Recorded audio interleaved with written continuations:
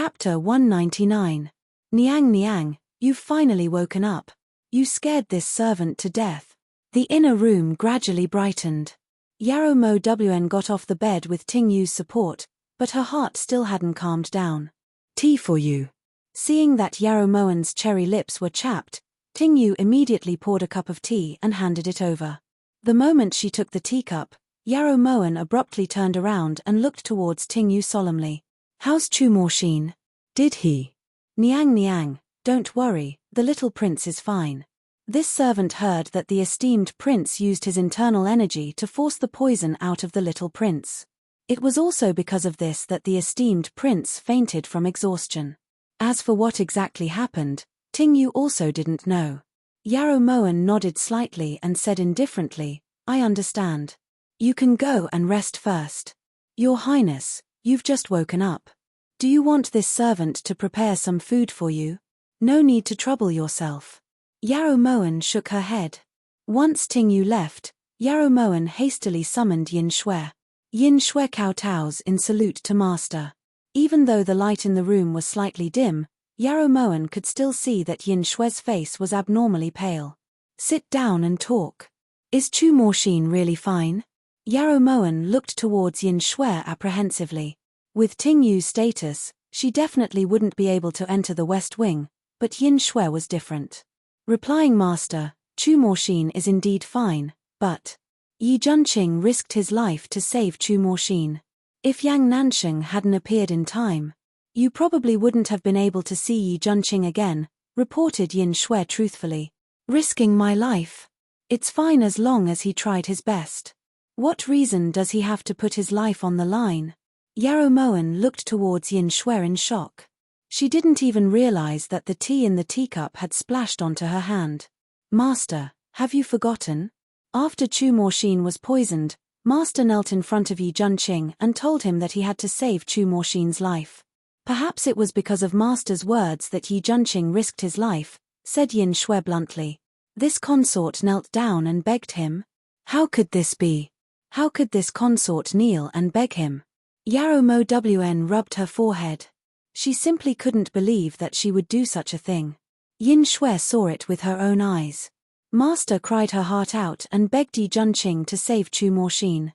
Forgive Yin Shui for speaking bluntly, but the feeling you gave this subordinate was as if Chu Morshin was your own son. Even now, Yin Shui still couldn't understand why her master had such strong feelings for Chu Morshin. They had only known each other for a few days. Son. Yarrow Moen came to a sudden realization. That's right, she remembered now. When she saw Chu Morshin vomiting blood, she thought of her own Zhonga. Zhonga was lying on the cold ground, covered in blood, cold and lonely. Master! Yin Shui called out worriedly when she saw Yarrow Moen's dazed expression. This consort is fine, but what about Yi Junqing? What about now? Yarrow Moen suddenly felt a lingering fear.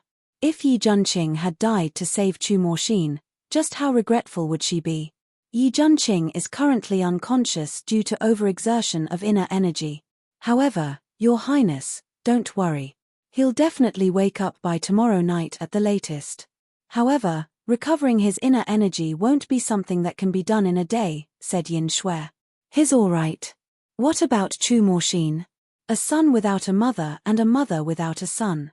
Yarrow Moen's concern for Chu Morshin was definitely not false. The poison has been forced out, but it'll be at least 3 days before he wakes up. When Yin Shui thought about how that was only a 15-year-old child, she felt a bit upset. Did those imperial physicians manage to find out what poison he was poisoned with? Yarrow Moen restrained the sadness in her eyes and replaced it with a cold light. It's a poison made from a mixture of crane's crown red and fallen goose sand. When two common poisons are mixed like this, it's practically the poison of poisons. The person who poisoned him most likely wanted Chu Morshin's life. Just who wanted to harm Chu Morshin? Or perhaps, harm this consort? Yarrow Moen lowered her eyes and pondered deeply. If she was able to find the person who poisoned him, she would definitely return the favor 100-fold. The first rays of dawn were like a sharp sword that cut through the boundless darkness. A ray of golden light sprinkled down, illuminating the silent Guan Osprey Palace. At this time, Liu Xing had just come out of the east wing when he saw Yarrow Moen walking over. This servant kowtows in salute to your highness. Liu Xing put down the basin and bowed respectfully. Rise. How is the esteemed prince? Yarrow Moen hadn't been able to sleep since she woke up last night. She had left the inner room at the first light of dawn. Replying, Your Highness, the imperial physicians came over earlier and said that the esteemed prince had exhausted too much energy and was temporarily unconscious. He'll wake up at noon at the earliest. He's fine, replied Liu Xing truthfully. Yen, you can leave. Have Ting Yu prepare some ginseng soup and bring it in, instructed Yarrow Moen indifferently before walking into the east wing. Even though it was rebuilt, the furnishings inside were still simple to the point of being a little shabby. Yarrow Moen didn't have the time to admire it and just walked into the inner room. On the bed, Yi Junqing was dressed in an azure blue robe that hung down to the ground. His shiny black hair lay in front of his chest and his handsome face was as gentle as jade. Yarrow Moen walked closer step by step as her eyes gradually became misty. Junqing, do you know how important your life is? If something happens to you, then what's the point of everything I've done? If it was for revenge, I wouldn't have had to go through so much trouble. I only needed to put in a bit of effort and Yi Hongyi and Yarrow Sulwan would live in hell on earth. As for me, I took every step carefully and painstakingly, just so that I could return you a magnificent great Chu empire. But tell me, if you die, how am I supposed to continue? Yarrow Moen slowly sat down on the side of the bed. Tears blurred her vision as she tried her best to clearly see the face on the bed. She lifted her jade finger for no reason and placed it on Yi Junqing's face. The moment their skin touched, Yarrow Moen's tears fell soundlessly onto Yi Junqing's tightly closed lips. What are you doing? A clear and melodious voice suddenly rang out. When Yarrow Moen heard this, she was stunned. When they looked at each other, she saw that Yi Junqing was examining her with a strange gaze. Yarrow Moen swallowed hard. In that instant, she really wanted to immediately chop off the finger she had placed on Yi Junqing's face and then calmly tell him that it wasn't hers. Cough cough.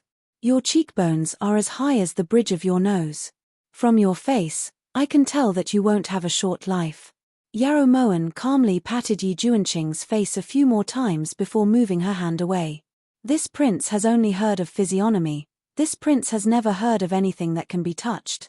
Yi Junqing sat up with difficulty and looked towards Yarrow Moen suspiciously. That's why I say Prince is ignorant and inexperienced. In reality, other than the art of war, Prince should also dabble in other areas of knowledge. Yarrow Moen forced herself to remain calm as she spoke. She had already cursed that quack doctor 81 times in her heart. Didn't he say that he would only wake up at noon? What kind of situation was this? That's right. How is Chu Morshin right now? Yi Junqing felt that Yarrow Moen's suggestion was purely to find fault with him, so he decided to just ignore it.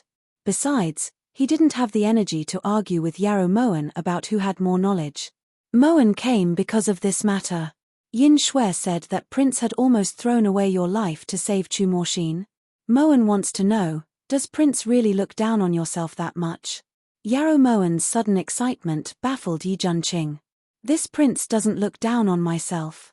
Yi Junqing had originally thought that Yarrow Moen had come to thank him. Even if she didn't thank him, her attitude should at least be a bit better. Then why did Prince use your own life to exchange for Chu Morshin's? Yarrow Moen only wanted Yi Junqing to know that in this world, no one's life was more precious than his. If possible, Juanxiu hopes that your highness can think of something. Huangfu Juanxiu's voice contained a trace of pleading and hope. Yarrow Moen stopped walking and turned to look towards him. You don't suspect that this consort was the one who poisoned him now? If Juanxiu had said anything that offended your highness, please don't take it to heart. Since Little Prince is someone that Little Prince used his life to protect, he shouldn't be the culprit, said Huangfu Juanxiu meaningfully. This consort doesn't understand what you mean. Yarrow Moen furrowed her brows as she looked towards Huangfu Juanxiu in confusion. Little Prince didn't forget your highness's safety even when he was poisoned and insisted that Juanxiu not report this matter to his highness the crown prince. That's because Little Prince understands his highness the most.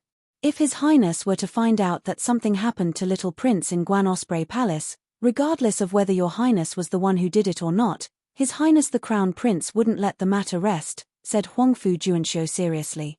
Chu Morbei is famous for doting on this younger brother of his. This consort doesn't doubt it. Yarrow Moen nodded slightly.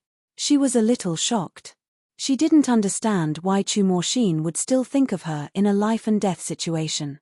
She didn't have this kind of affection for him. When Yarrow Moen walked into the bedroom, Huangfu Juanxiu waved his hand to dismiss the palace maids. At this moment, Yarrow Moen could clearly see the person on the bed.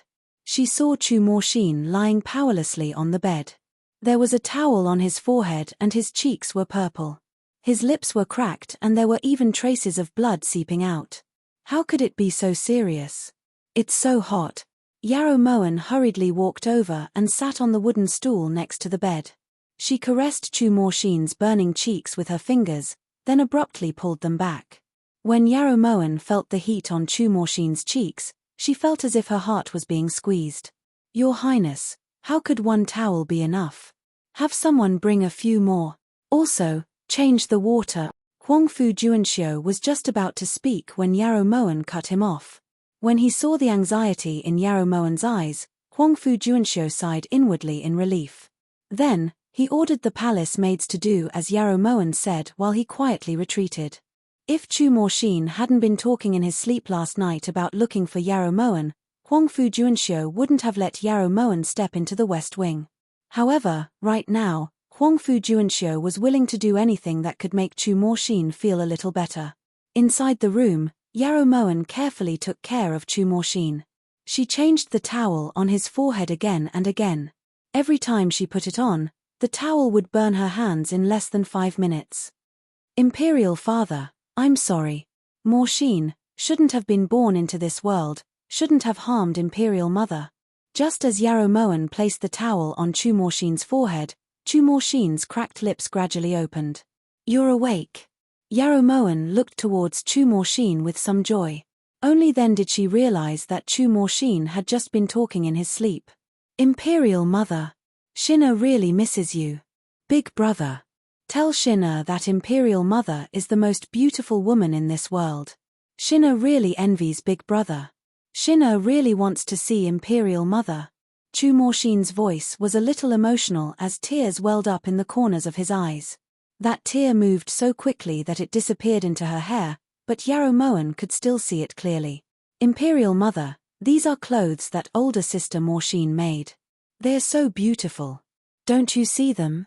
Don't worry. Even without Imperial Mother by his side, there will still be someone to take care of Shin. Yarrow Moen's tears fell silently as she subconsciously caressed her face. Morshin, I'm sorry.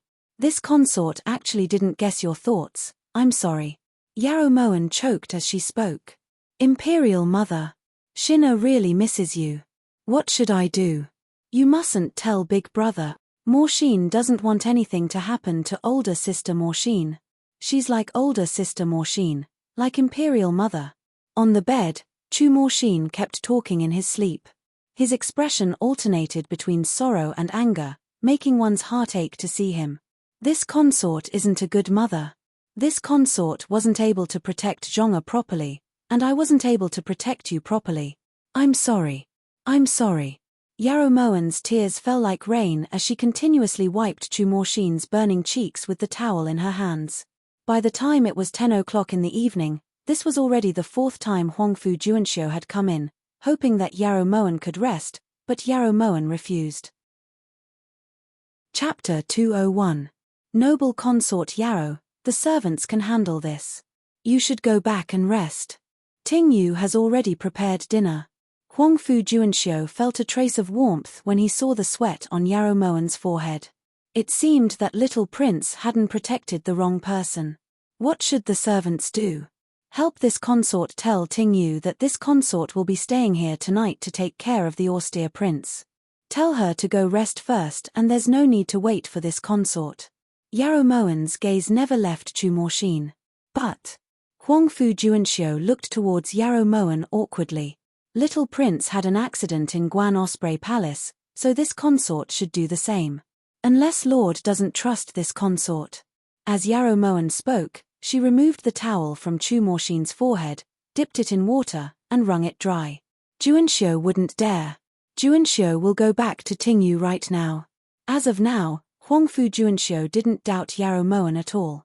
When they returned to the bedroom, Huangfu Juanxiu personally came in with a cup of cold water. It's getting late, Lord should go rest first. Yarrow Moen's voice sounded a bit tired. Your Highness should be the one resting. Little Prince's fever has actually subsided quite a bit. Your Highness doesn't need to worry, Juanxiu will stay here to keep Prince company, said Huangfu Juanxiu sincerely as he looked towards Yarrow Moen gratefully. This consort is fine. This consort won't be at ease if you don't stay here. Actually, is Little Prince still brooding over Queen Shu's difficult labor? Asked Yarrow Moen as she took the towel from Huangfu Juanxiu. Who would be able to let go of something like cursing his birth mother? Replied Huangfu Juanxiu bitterly. But this isn't his fault.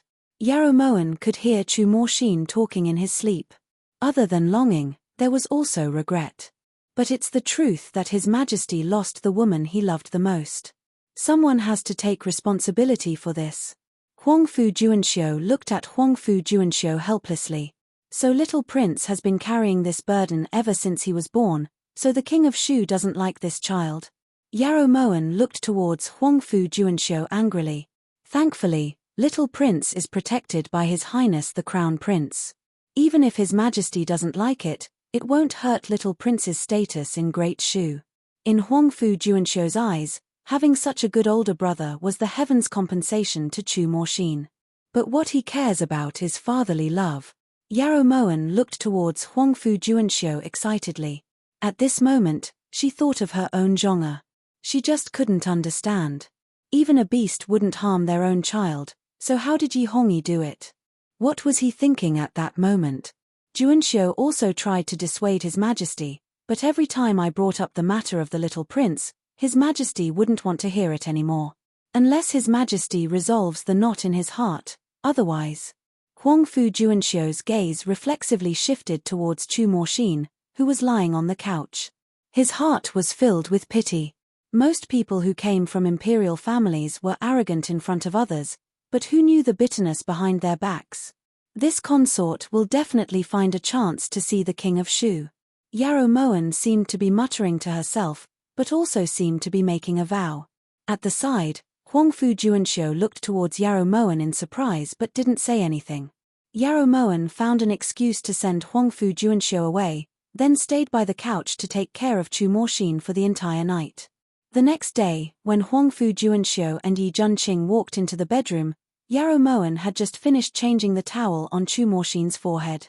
Your Highness didn't rest at all last night? When Huangfu Juanxiu saw how haggard Yarrow Moen was and how bloodshot her eyes were, he was indescribably moved. This consort is fine. Thankfully, the little prince's fever has subsided. Yarrow Moen took a deep breath and slowly got up. Just as Yarrow Moen was about to walk over to the table, she suddenly felt her body sway and her head spin. Are you all right? The moment Yarrow Moen fell to the ground, a pair of strong arms suddenly wrapped around her. When she looked up, those clear eyes were filled with worry. I'm fine. Yarrow Moen calmly withdrew from Yi Junqing's embrace as she said this indifferently, but her heart was slightly moved. At that time, she had already realized that she cared for Yi Junqing more than just repaying his kindness. However, she decided not to suppress it. This was also what she owed Yi Junqing, so she would return it all at once.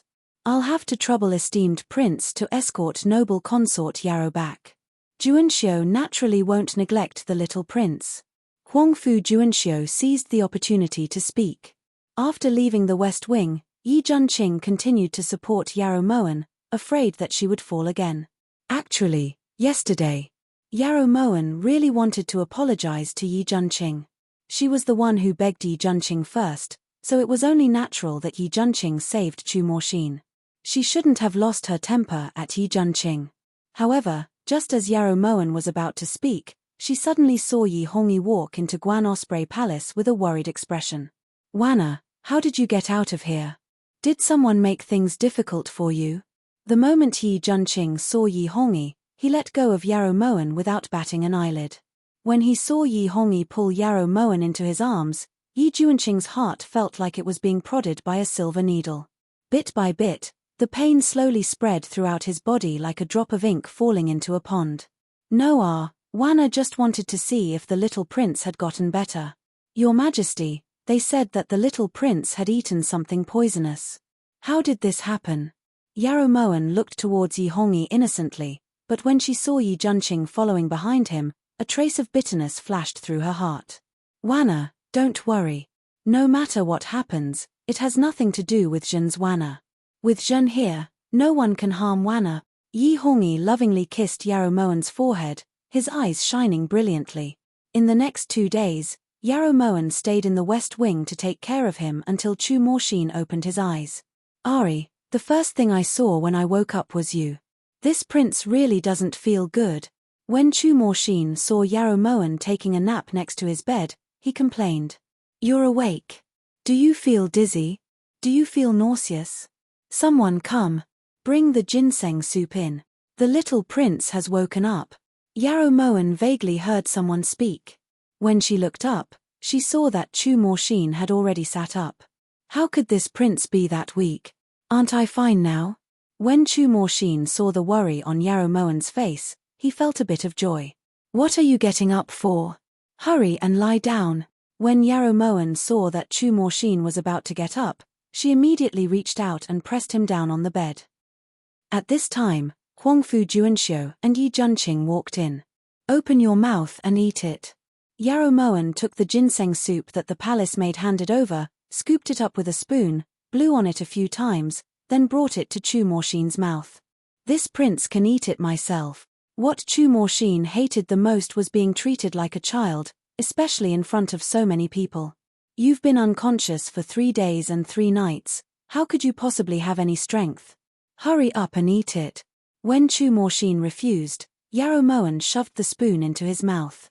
It was true that her heart ached for Chu Morshin, but she understood Chu Morshin's temper. Speaking nicely right now would only make him more arrogant. Oh, you're too barbaric. As expected, when Chu Morshin saw Yarrow Moen's fiendish expression, he obediently opened his mouth and stopped resisting. At the side, Huangfu Juanxiu choked inwardly. In all of Great Shu, there was probably no one who dared to treat the little prince this fiercely. As expected, Yarrow Moen wasn't a normal person. If you're not obedient, I have even more barbaric methods. Do you want to try? Yarrow Moen's lips curved as she looked towards Chu Morshin with a sinister smile. When was this prince not obedient? Chu Morshin pouted. You're obedient? Then who was it that snuck out of Guan Osprey Palace? Who was it that ate something given by a stranger? Yarrow Moen probed. At this time, Huangfu Juanxiu and Yi Juanqing both looked towards Chu Morshin. They both wanted to know who had poisoned him. Chapter 202. How did you know? Chu Morshin lifted his brows towards Yarrow Moen. If you hadn't eaten something from outside, would you have been poisoned? Ahem. This prince just wanted to go to Changle Palace, but who knew that I would run into a woman who called herself Consort Li? Before Chu Morshin could finish, Yarrow Moen's eyes turned cold and she abruptly got up to hand the porcelain bowl to Huangfu Juanxiu before storming out of the West Wing. Why did she leave?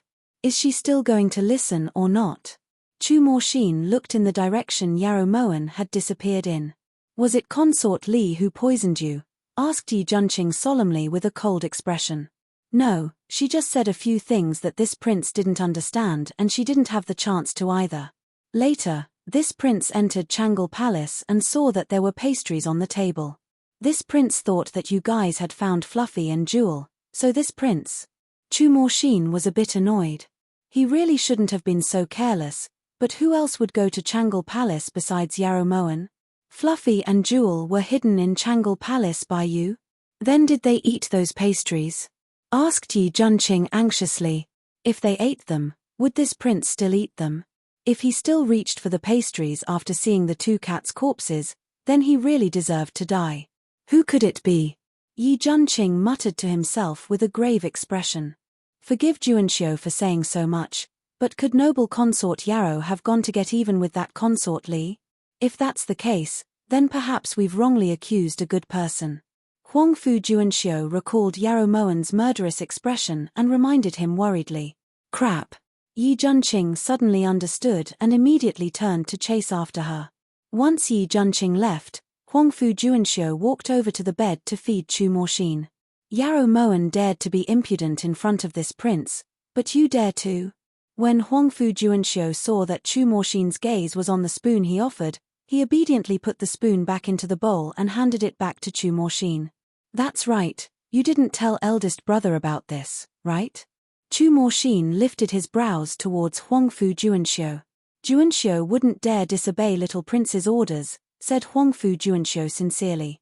In reality, after Yi Junqing had saved Chu Moxin, Huang Fu Juanxiu had sent a messenger pigeon to report everything that had happened in Chu Palace in detail. He had especially mentioned how Chu Moxin had protected Yarrow Moan even at the brink of death. That's good. Also, why did Yarrow Moan fall asleep at this prince's place? How long has she been here?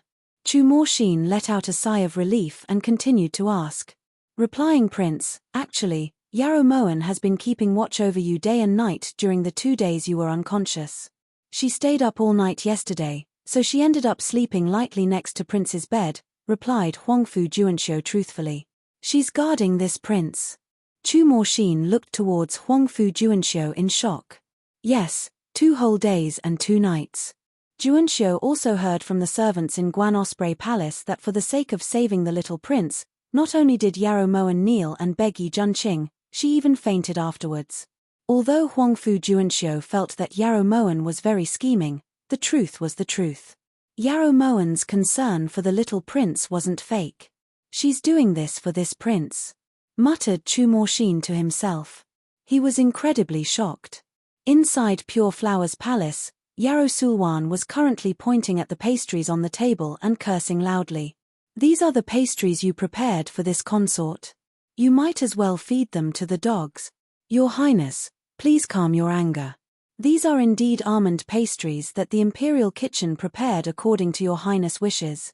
Ming Yu had no idea why Yarrow Sulwan was angry. Pa, what this consort wants are high-quality almond pastries. What is this? Let this consort take a look, there are pine nuts mixed in as well. Do you think this consort is blind? Yarrow Sulwan abruptly knocked over the porcelain plate, causing the almond pastries to scatter all over the floor. Replying Your Highness, these are almond pastries that the Imperial Kitchen chose according to Your Highness' wishes, so, replied Ming Yu while trembling. What a bunch of snobbish servants. Even if this consort isn't the Imperial Gui Fei today, this consort is still a Fei. They actually dared to trick this consort like this. Let them be arrogant for now. When this consort gains power in the future, I'll definitely make them regret it, roared Yarrow Sulwan through gritted teeth. You'll never gain power again in this lifetime. You, get out. Just as Yarrow Sulwan was getting angry, Yarrow Mo Wn charged in. Ming Yu didn't even have time to salute before she was kicked out by Yarrow Mo Wan.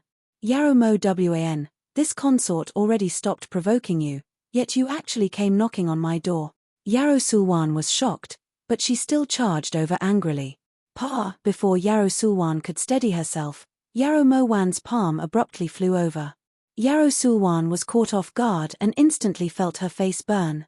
You actually dare to hit me. Yarrow Sulwan covered her face with one hand as she looked towards Yarrow Mo Wan angrily. Do I have to pick a day to hit you? Yarrow Sulwan, you brought this upon yourself. For every bit of pain you've caused this consort will return it tenfold. Yarrow Mo Wan's cold eyes carried a bone-chilling sharpness. Yarrow Mo Wan, you're going too far. Yarrow Sulwan ignored the burning pain on her face and charged over. However, she hadn't expected that she would be subdued by Yarrow Mo Wan the moment she raised her hand. Yarrow Mo Wan immediately raised her hand and the sound of slaps resounded through the air above Pure Flower's palace. Even Ming Yu, who was standing guard outside, felt extremely uncomfortable. Yarrow Mo Wan, have you gone crazy? What did I do this time for you to treat me like this? Yarrow Sulwan only found an opening to retaliate after suffering over 10 slaps, so she pushed Yarrow Mo Wan aside. Do you still need to ask this consort what you've done? Yarrow Mo Wan's eyes were filled with deep hatred. Every time she thought about the pain Chu Morshin had endured these past few days, she really wanted to strangle Yarrow Sulwan to death. I didn't do anything at all. Yarrow Sulwan held her swollen face with both hands as she glared at Yarrow Mo Wan. Right at this time, Yi Junqing burst through the door. You came at just the right time. Did you bring a knife? Even though Yarrow Sulwan's face was already swollen to the size of a palm and blood was seeping from the corner of her lips, Yarrow Mo Wan still couldn't vent her hatred. Chu Morshin was only a 15-year-old child, so how could she be so heavy-handed? Yarrow Mo Wan couldn't imagine what kind of heart-wrenching pain Chu Morshin had felt when the crane crown red and fallen goose sand had simultaneously taken effect in his body. Esteemed Prince, you saw it. It was Yarrow Mo Wan who beat this consort to this state. You have to testify for this consort. This consort wants to see His Majesty. The moment Yarrow Sulwan saw Yi Junqing, she got up with difficulty and tears streamed down her face. Yi Junqing glanced at Yarrow Sulwan, then walked to Yarrow Mo Wan's side. Austere Prince said that the person who poisoned him wasn't Yarrow Sulwan, but that someone had placed a plate of pastries in Changle Palace. The problem lies with that plate of pastries. Also, Fluffy and Jewel were hidden there by Austere Prince, that's why he went. Yi Junqing leaned down next to Yarrow Mo Wan's ear and explained in a low voice. Pastries. When Yarrow Mo Wan heard this, she furrowed her brows and looked towards Yi Junqing. Why, you know she's not stupid. You really are in cahoots with her. Yarrow Sulwan's heart turned completely cold when she saw Yi Junqing like this. Why don't we go back first and discuss this at length? Yi Junqing ignored Yarrow Sulwan and suggested indifferently. Moan knows what she's doing. Prince should leave first. Don't let people with ulterior motives get hold of this. Yarrow Mo Wan looked towards Yarrow Sulwan coldly. Yi Junqing nodded slightly, then left. So you're in cahoots with Yi Junqing? Yarrow Sulwan leaned against the wall and glared at Yarrow Mo Wan hatefully. Chapter 203. It's not this consort that's in cahoots with the snake and the rat. Tell me, why did you dare to enter Changle Palace? Aren't you afraid that eldest sister's ghost will haunt you? Yarrow Moan harumphed coldly as she walked over to the table and slowly sat down. If she wasn't so angry, she wouldn't have personally taught Yarrow Sulwan a lesson. Hitting this kind of person would only dirty her hands. Changle Palace? Why would this consort want to go to Changle Palace? Oh, this consort understands. You suspect that the person who poisoned Chu Morshin is this consort? Yarrow Sulwan suddenly understood. She had also heard about the recent events. However, Chu Morshin's luck was truly good. He hadn't died even after being poisoned. This made Yarrow Sulwan extremely disappointed. Other than you, Moan can't think of a second person. In the entire Imperial Palace, you're the only one who wants Moan dead the most. If Chu Morshin dies in Guan Osprey Palace, even if His Majesty can absolve Moan, Chu Morbei who's far away in Great Shu won't let Moan off so easily. What a good way to kill with a borrowed knife. Yarrow Moan laughed coldly as her eyes flashed with extreme coldness. Yarrow Moan, you're wrong. All the women in the Imperial Harem wish for you to die. It's just that this consort is more urgent. Unfortunately, this consort wasn't the one who did it. I never would have thought that there would be someone in the Imperial Palace who hates you as much as this consort. This is something to be happy about. However, who could this person be? Yarrow Sulwan suddenly smiled and walked towards Yarrow Moan while enduring the pain. Is this consort supposed to believe you just because you said it? Yarrow Moan looked towards Yarrow Sulwan coldly. With her current relationship with Yarrow Sulwan, if it was her who did it, she would definitely admit to it. Furthermore, she had always believed in ghosts and gods. Otherwise, she wouldn't have personally killed her own flesh and blood just because of a single sentence from White Brow. Getting her to step into Changle Palace was practically harder than ascending to the heavens. What? You can't think of anything? How about letting this consort remind you that although one of the 4 noble consorts has died and one has fled, and Huan Kia has also fallen into your trap, don't forget that there's still one left. Yarrow Sulwan's phoenix eyes narrowed slightly, her smile strange and her voice cold. Wang Qinruo. These 3 words suddenly surfaced in Yarrow Moen's mind. In her impression, Shu Fei Fei Wang Qinruo was a mysterious existence. She still remembered that on the night Wang Qinruo entered the palace, Yi Hongyi hadn't come to Yihua Palace and had instead stayed in his own Changle Palace. At the time, she had tried to persuade Yi Hongyi, but no matter what, Yi Hongyi refused to move. She wasn't very clear about the reason behind this. What happened afterwards was even more inconceivable to her. Although Wang Qinruo was one of the 4 consorts, Yi Hongyi would often send her to a side garden to recuperate. Wang Qinruo had been in the palace for 5 years, but had actually stayed in the palace for less than 3 years. Could it be that she was the same as Xie Xiyin and had someone she loved? Scared. You and I both know that Wang Qinruo is a mystery that no one can figure out. Now that she's back, your good days have come to an end. Yarrow Sulwan's voice pulled Yarrow Moen back to reality. Since it's a mystery, how can second older sister be sure that she would view Moen as an enemy? Yarrow Moen calmed her heart and looked towards Yarrow Sulwan. It seemed that a dozen or so slaps really wasn't a lot. Yarrow Sulwan's current arrogant expression explained this point very well. You want to get information out of Ben Gong? Mph, don't even think about it.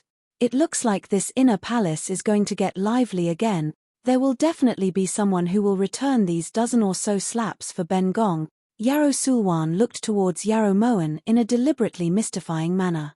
She originally wanted to see fear in Yarrow Moen's eyes, but what she saw instead was a strangely calm expression. You're not afraid? Yarrow Sulwan frowned in doubt. Putting aside the fact that Wang Qinruo doesn't have any reason to deal with Ben Gong, even if she did, Ben Gong would still kill gods and slay Buddhas. Doesn't second older sister want to watch a good show? Then you have to open your eyes wide and not miss the exciting part. Yarrow Moen stood up and calmly walked out of Pure Flower's palace under Yarrow Sulwan's astonished gaze.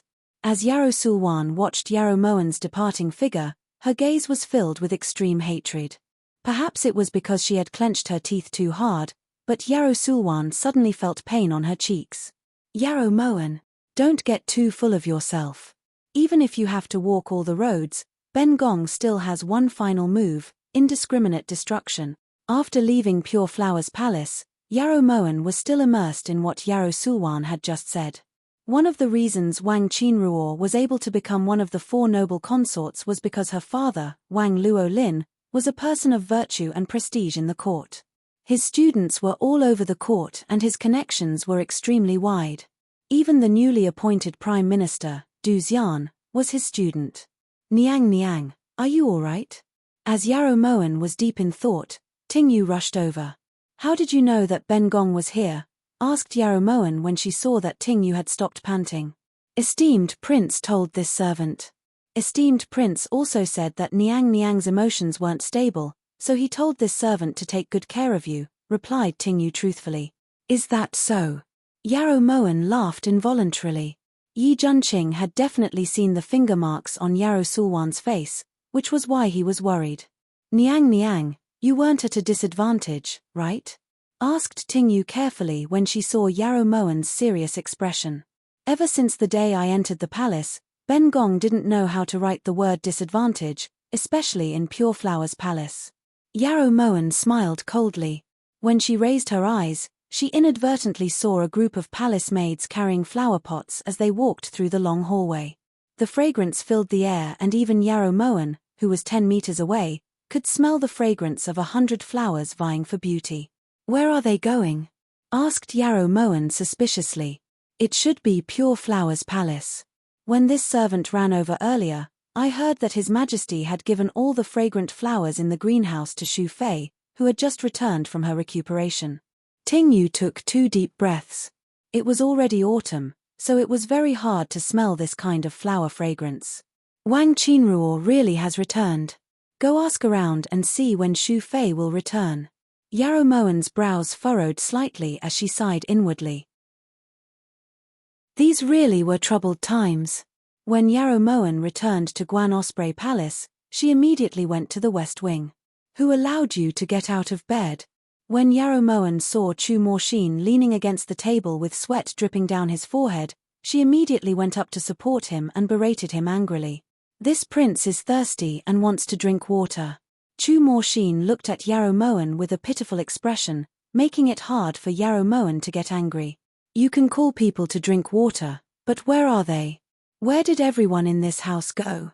Where's Huangfu Juanxiu? Yarrow Moen finally realized that from the moment she entered the West Wing until now, she hadn't seen anyone else besides Chu Morshin. This prince sent them to the East Wing, said Chu Morshin bluntly. Why? Yarrow Moen looked towards Chu Morshin in confusion. The esteemed prince almost lost his life in order to save this prince. He must be very weak right now, so this prince returned the favor by lending him the people here, said Chu Morshin in a matter-of-fact tone. He's weaker than you. I'll go call them back. Yarrow Moen looked towards Chu Morshin helplessly. She really didn't know what he was thinking. No. Ahem, this prince doesn't need their care. Chu Morshin immediately pulled on Yarrow Moen and refused. You can't even drink water right now, so you don't need anyone to take care of you, asked Yarrow Moen as she looked at the cup on the table. Isn't there still you? It's enough for you to stay, said Chu Morshin slowly with a hint of anticipation in his eyes. This consort. How could this consort possibly stay? Yarrow Moen looked towards Chu Morshin with a light smile. She could more or less guess what Chu Morshin's intentions were, but it was hard to not be suspicious. Why can't you stay? Is it because this prince is unconscious that you're willing to stay? Chu Morshin looked at Yarrow Moen in disappointment as he spoke anxiously. Chapter 204. Then why do you insist on having this consort stay? Is it because you like this consort? This consort heard that the woman you like is called Chinga. Yarrow Moen's lips curved as she looked towards Chu Morshin teasingly. Pa, where did this Chinga come from? There's no Chinga. Whenever Chu Morshin thought of that ridiculous rumor, he felt his blood boil. Then it's because you like this consort? Yarrow Moen stared playfully at Chu Morshin. When she saw his face turn completely red, she couldn't help but laugh. This prince doesn't like you. Chu Morshin pouted and muttered quietly. He clearly wasn't as confident as he had been earlier. Since you don't like me, then stop looking for trouble. Go back to bed and rest. This consort will go call them back. Yarrow Moen helped Chu Morshin back onto the bed, then tucked him in before turning to leave. When Yarrow Moen opened the door to the East Wing, she almost bumped into Yi Junqing, who was about to rush out. Prince's expression doesn't look very good, Yarrow Moen teased. She knew that Yi Junqing liked peace and quiet, so how could his expression be good when he was surrounded by so many people? Prince, where are you going? If there's anything you need, just tell us servants to do. Before Yi Junqing could reply, several palace maids had already caught up. Did Chu Morshin do this on purpose? Yi Junqing ignored the palace maids and looked towards Yarrow Moen angrily. Yarrow Moen smiled slightly, then looked towards the servants in the room. All of you should return. Little Prince is still waiting for you to serve him. Yarrow Moen's words caused everyone in the room to look at each other in dismay, but no one moved. You don't believe me? Then you can all stay. If Little Prince blames you later, it has nothing to do with this consort, said Yarrow Moen angrily. Seeing that Yarrow Moen didn't seem to be joking, everyone hurriedly left the East Wing.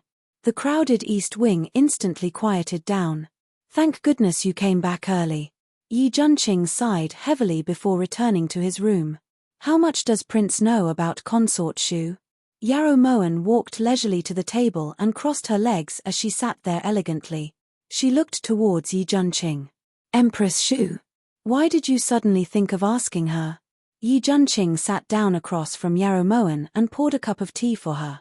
I heard that she was coming back from the villa, so I was just asking, replied Yarrow Moen absent-mindedly. That's a good question. The current Chief Justice of the Supreme Court, Wang Luolin, used to be the Grand Tutor. This prince remembers getting to know her when we were very young. At that time, Wang Qinruo could be considered the study companion of us princes, said Yi Junqing as he poured himself a cup of tea. You've known each other since childhood, so they're childhood sweethearts. Yarrow Moen lifted her brows and her eyes flickered. Are you talking about her and the Emperor? Of course. Could it be that it has something to do with Prince? Teased Yarrow Moen. Ahem, this prince only remembers that she had always had a good impression of His Majesty. At the time, no matter where His Majesty went, she would always follow behind him. Even if the Grand Tutor didn't allow it, she would still secretly follow. Also, don't look at how young she is, she's very meticulous. She knows His Majesty's likes and dislikes like the back of her hand. This prince also remembers that she would often bring some pastries to the imperial palace and give them to His Majesty in private. There was one time when His Majesty gave some to us brothers. This prince still misses the taste. Yi Junqing sighed. It's that bad. Yarrow Moen shrugged sheepishly when she saw Yi Junqing's infatuated expression. It's definitely something in the heavens, but not on the earth, corrected Yi Junqing solemnly. Then this consort doesn't understand. Since she loves Yi Hongyi so much, why would she leave the palace to recuperate from time to time after entering the palace? Logically speaking, shouldn't she stay by His Majesty's side at all times?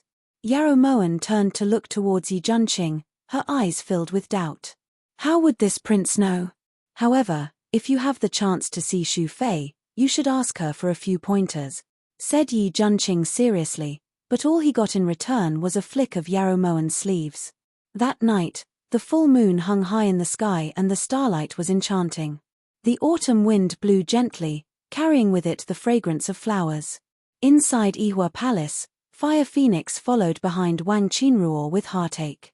She silently watched as Master plucked off the flower petals and threw them on the ground before stomping on them a few times. The flickering candlelight illuminated Wang Qinruo's exquisite features. Her features were like an ink painting, like a pink sculpture. She was extremely beautiful, but right now, her pitch-black eyes were seething with an intense darkness that made her face look slightly sinister.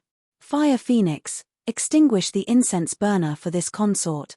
Wang Qinruo's resentful voice was extremely cold and the exquisite pearls in her hair swayed slightly. She glared viciously at the green smoke curling up from the table as she gave this order. Fire Phoenix didn't dare to dally. She immediately walked over to the table and picked up the pot to pour the smoke over. Right at this moment, An Bingshan's voice suddenly rang out. Fire Phoenix hurriedly put down the teapot and went to greet him, but was stopped by Wang Qinruo. Come over and help this consort pull out all of these flowers. Not a single one is allowed to be left. Fire Phoenix knew her master's temper very well. She didn't dare hesitate for even a moment before turning around and walking back to Wang Qinruo's side. Wang Qinruo, what exactly are your intentions? We didn't tell you to come back to cause trouble. Yi Hongyi's voice was as cold as 10,000-year-old ice. He was already standing in front of Wang Qinruo like a gust of wind, the veins on his forehead bulging. I wonder what Qinruo has done to cause trouble for your Majesty. Your Majesty, please enlighten me. How long had it been since they last met? Wang Qinruo looked at that handsome and cold face as she silently asked herself. Don't tell us that Chu Moxin's poisoning had nothing to do with you. Yi Hongyi clenched his teeth, his eyes so cold that there wasn't a trace of warmth in them. It was this consort's doing. Is that wrong? Wang Qinruo's cherry lips parted into a smile that carried a hint of bitterness. Chu Moxin almost died in Great Chu. You almost started a war between you and Shu. Isn't that wrong? Countered Yi Hongyi. Chu Moxin almost died in Guan Osprey Palace and Yi Junqing is living in Guan Osprey Palace. There's no need for Qinruo to explain to your Majesty the principle of cutting weeds by the roots, right? Wang Qinruo lifted a finger to brush aside the slightly messy hair on Yi Hongyi's forehead, but Yi Hongyi abruptly stopped her.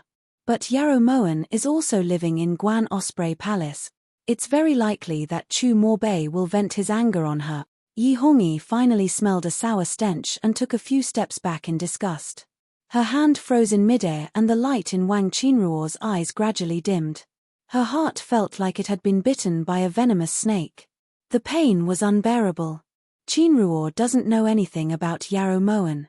I only know that your Majesty asked Qinruo to come back.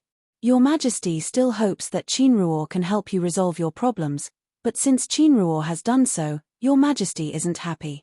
Since that's the case, why did your majesty ask Qinruo to come back? Wang Qinruo walked to the table with a bitter smile and picked up a silver pick to stir the candle flame. The flickering candlelight fell on Wang Qinruo's face, giving her an indescribably strange feeling. We asked you to come back to deal with Yarrow Sulwan. That slut is using Yarrow Moen's death to threaten us. If anything happens to her, the matter between Yarrow Moen and that bastard will be known to the world. At that time, how will we have the face to face all the officials and common people? Yi Hongyi deliberately suppressed the extreme anger in his heart and slowly walked to sit in front of Wang Qinruo. He subconsciously covered his nose with his sleeve, trying to block out that sour stench. Your Majesty spoils a fool higher than the heavens, you've long lost face beyond the 9 heavens. Wang Qinruo harumphed coldly as she looked towards Yi Hongyi. The action of covering his nose with his sleeve pierced deeply into her mind. Since you know that Moen is a fool, why bother with her? The position of Empress of Great Chu will be yours sooner or later. No one will fight you for it. Yi Hongyi tried to tempt her.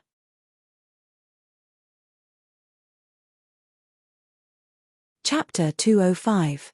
If everyone in the world knew that the Empress of Great Chu was a woman who gave off a stench, your Majesty would also lose all face, wouldn't you? Wang Qinruo's gaze was cold and gloomy as her lips curved into a smile that wasn't a smile. Qinruo, we said that we would definitely cure you, why do you need to take it to heart? Yi Hongyi's expression froze for a moment before he comforted her. Is it Qinruo who takes it to heart or is it your Majesty who takes it to heart? Before Qinruo returned to the palace, your Majesty moved all the smelly flowers in the greenhouse to Yihua Palace.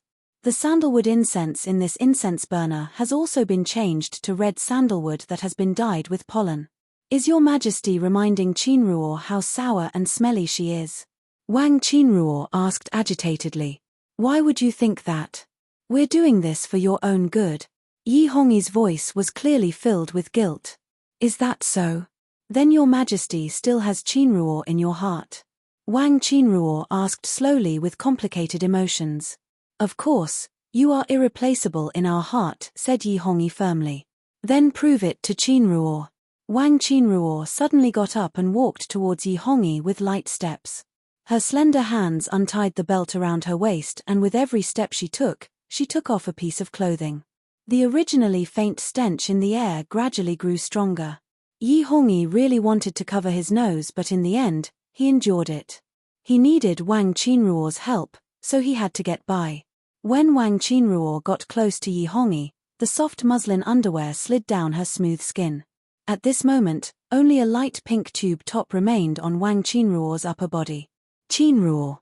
We remember that there's still. Yi Hongyi really couldn't stand that disgusting smell and was about to make an excuse to leave when Wang Qinruo stopped him. Does your Majesty still remember the tattoo on Qinruo's chest? The hoarse voice spoke of the most painful thing in Wang Qinruo's heart. When the voice landed, Wang Qinruo's tube top fell to the ground. Yi Hongyi really wanted to dodge but Wang Qinruo actually lifted Yi Hongyi's chin and forced his eyes to stare at her chest. When Yi Hongyi saw the 2 characters Hong and Yi tattooed on Wang Qinruo's ample bosom, as well as the oddly smelly smell, he felt his stomach churn. From the first time Qinruo saw your Majesty at the age of 5, Qinruo fell in love. In order to find out what your Majesty liked, Qinruo gave her favorite pearl hairpin to a little eunuch. As long as it could make your Majesty happy, Qinruo was willing to do anything. Finally, when your Majesty accepted Qinruo into the palace, Qinruo was overjoyed. In order to give your Majesty a surprise, Qinruo used a red-hot silver needle to tattoo your Majesty's name on her chest. Is that wrong? Wang Qinruo leaned close to Yi Hongyi, trying her best to smell his scent. Who would have thought that after 5 years in the palace, she was still a virgin? Yi Hongyi couldn't endure the unpleasant smell anymore. He abruptly pushed Wang Qinruo away and ran to the pile of flowers, gasping for air. See, His Majesty still cares, doesn't he? When Wang Qinruo saw the way Yi Hongyi was avoiding her like the plague, she heard the sound of her heart breaking. Who had she gotten herself into such a stinky state for? It's not, Zhen, your Majesty doesn't need to say any more. Even if your Majesty views Qinruo as a dreadful beast, in Qinruo's eyes, Your Majesty is still the man Qinruo loves the most. It's still the same, for Your Majesty, Qinruo is willing to do anything. Although Yarou Sulwan is hard to deal with, it's not like she's impossible to deal with. Wang Qinruo calmly bent down to pick up her undergarment, then covered the two eye-catching words on her chest. If you can get rid of Yarou Sulwan, this great worry, Zhen will definitely reward you handsomely. Yi Hongyi took a deep breath of the flowers before he dared to approach Wang Qinruo. Since Qinruo agreed to Your Majesty's request to return to the palace, then everything I did was for Your Majesty's good. Yarou Sulwan was only one of them. As for Yi Junqing, Qinruo wouldn't let him off either. Wang Qinruo straightened her clothes, then looked towards Yi Hongyi. Zhen naturally understands Qinruo's feelings towards Zhen. However, when the city gates catch fire, there's no need to bring disaster to the fish in the moat. Yarou Moan is just a fool, Qinruo wouldn't hold it against her, right? Yi Hongyi looked towards Wang Qinruo probingly. The reason he had asked Wang Qinruo to return was because Yi Hongyi understood this woman far too well. Her love for him had already reached a crazy and perverted state. For him, she could die without any hesitation. The words on her chest and the sour stench on her body were the best proof of this. Back then, because he had said that he liked the smell of roses, she had tried drinking all sorts of strange things in an attempt to make her body smell like roses. Although the results were contrary to her wishes, it couldn't erase her sincerity. This sort of twisted love caused Wang Qinruo to become scheming and ruthless. The poison Chu Morshin had been inflicted with was a testament to this. If it wasn't for the fact that he really couldn't do anything to Yarou Sulwan, Yi Hongyi wouldn't have brought Wang Qinruo back to the imperial palace.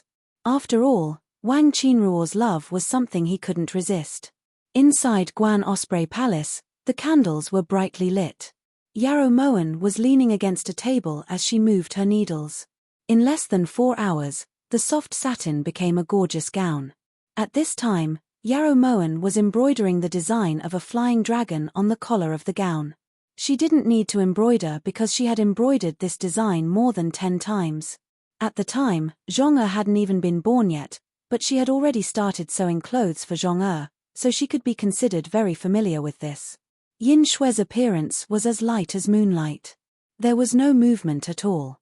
Yin Shue kowtows in salute to master. Yin Shue stood at Yarou Moan's side with a serious expression and cupped her fists. Your Majesty went to Yi Hua Palace? Did you hear anything? Yarou Moan didn't look towards Yin Shui and focused on the movements of her hands. Yin Shui was careless. When she neared Yi Hua Palace, I was discovered by the palace maids and ended up fighting. Yin Shui took out 3 dragon beard needles from her sleeve and spread them in front of Yarou Moan. Wang Qinruo actually has such a formidable helper. Are you injured? Yarou Moan was slightly shaken when she heard this. She fastened the needles to her collar and turned to look towards Yin Shui worriedly. Many thanks for master's concern. Yin Shui is fine. Although she was discovered, Yin Shui still heard some of the conversation between Yi Hongyi and Wang Qinruo. Yi Hongyi asked if Wang Qinruo was responsible for Chu Morshin's matter and she didn't refute it, replied Yin Shui indifferently. Yarou Sulwan really guessed correctly. It seems that Wang Qinruo's target this time is Guan Osprey Palace. It doesn't matter if she's targeting this consort or Yi Junqing, this battle won't be easy to win. Yarou Moan's brows furrowed slightly. Just based on the 2 poisons Wang Qinruo had given Chu Morshin, it was clear that this person was vicious and merciless. That night, when Yin Shui was in a recess in the roof of Guan Osprey Palace, she suddenly felt someone behind her. When she turned around, she saw that her older brother was standing behind her. Older brother? Yin Shui looked towards Yin Xiong in astonishment. Her eyes were filled with unconcealable joy. You're injured. Yin Xiong's expression was calm and his gaze was as calm as an ancient well. It was Yin Shui's carelessness. I didn't manage to catch the needles that the palace maid spat out. Fortunately, the needles weren't poisonous. Otherwise Yin Shui probably wouldn't be able to see older brother again. Yin Shui smiled bitterly as a trace of darkness flashed through her eyes. This disc is for you. In the future, no matter how careless you are, dragon beard needles won't be able to injure you. Yin Xiong took out a palm-sized disc and handed it to Yin Shui. This is. Yin Shui carefully examined the disc in her hands when she suddenly felt a gust of wind. When she looked up, 3 date nails were already in front of her. In Yin Shui's moment of despair, the 3 date nails were sucked into the disc, saving her from danger. This is good stuff. Thank you, older brother. Yin Shui was astonished but also grateful. Consider it compensation for injuring you that day, Shui-er. A good hidden guard, Shui-er understands. A good hidden guard should obey master's orders. Yin Shui understood what her older brother wanted to say. In reality, she had never taken that incident to heart.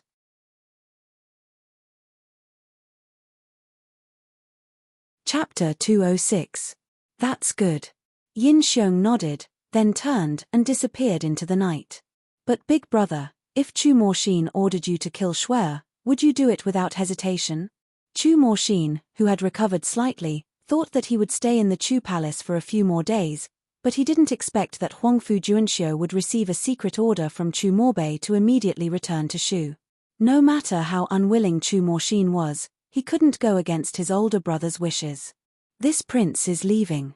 In the main hall of Guan Osprey Palace, Chu Moxin looked at Yarrow Moen with anticipation. Ian, this is already the 10th time little prince has said that. Moen knows that you're leaving, so please. Yarrow Moen listened patiently with a smile. This prince is really leaving. Don't you have anything to say? Chu Moxin didn't want to say it so bluntly as if he was asking for something, but he really doubted that Yarrow Moen's intelligence would be able to understand the true meaning behind his words. Say something. Then Moen wishes Prince a smooth journey. Yarrow Moen's eyes darted around as she said this seriously. Even without your wishes, this prince will still have a smooth journey. Chu Moxin finally gave up and turned around angrily. Just as Chu Moxin was about to step out of Guan Osprey Palace, Yarrow Moen suddenly spoke up. This is the first piece of clothing Moen has ever made in her life.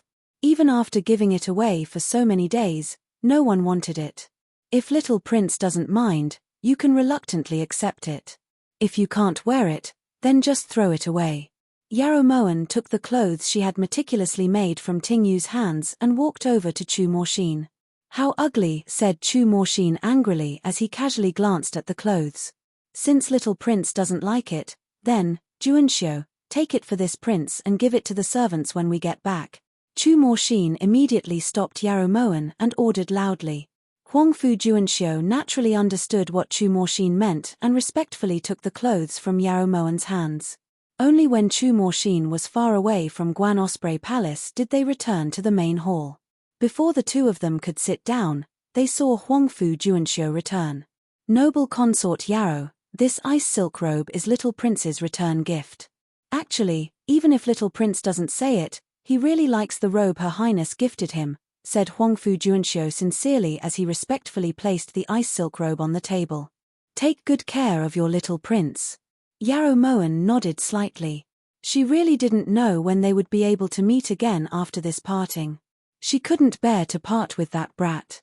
Don't worry, noble consort, Juanxiu will definitely take good care of the young prince.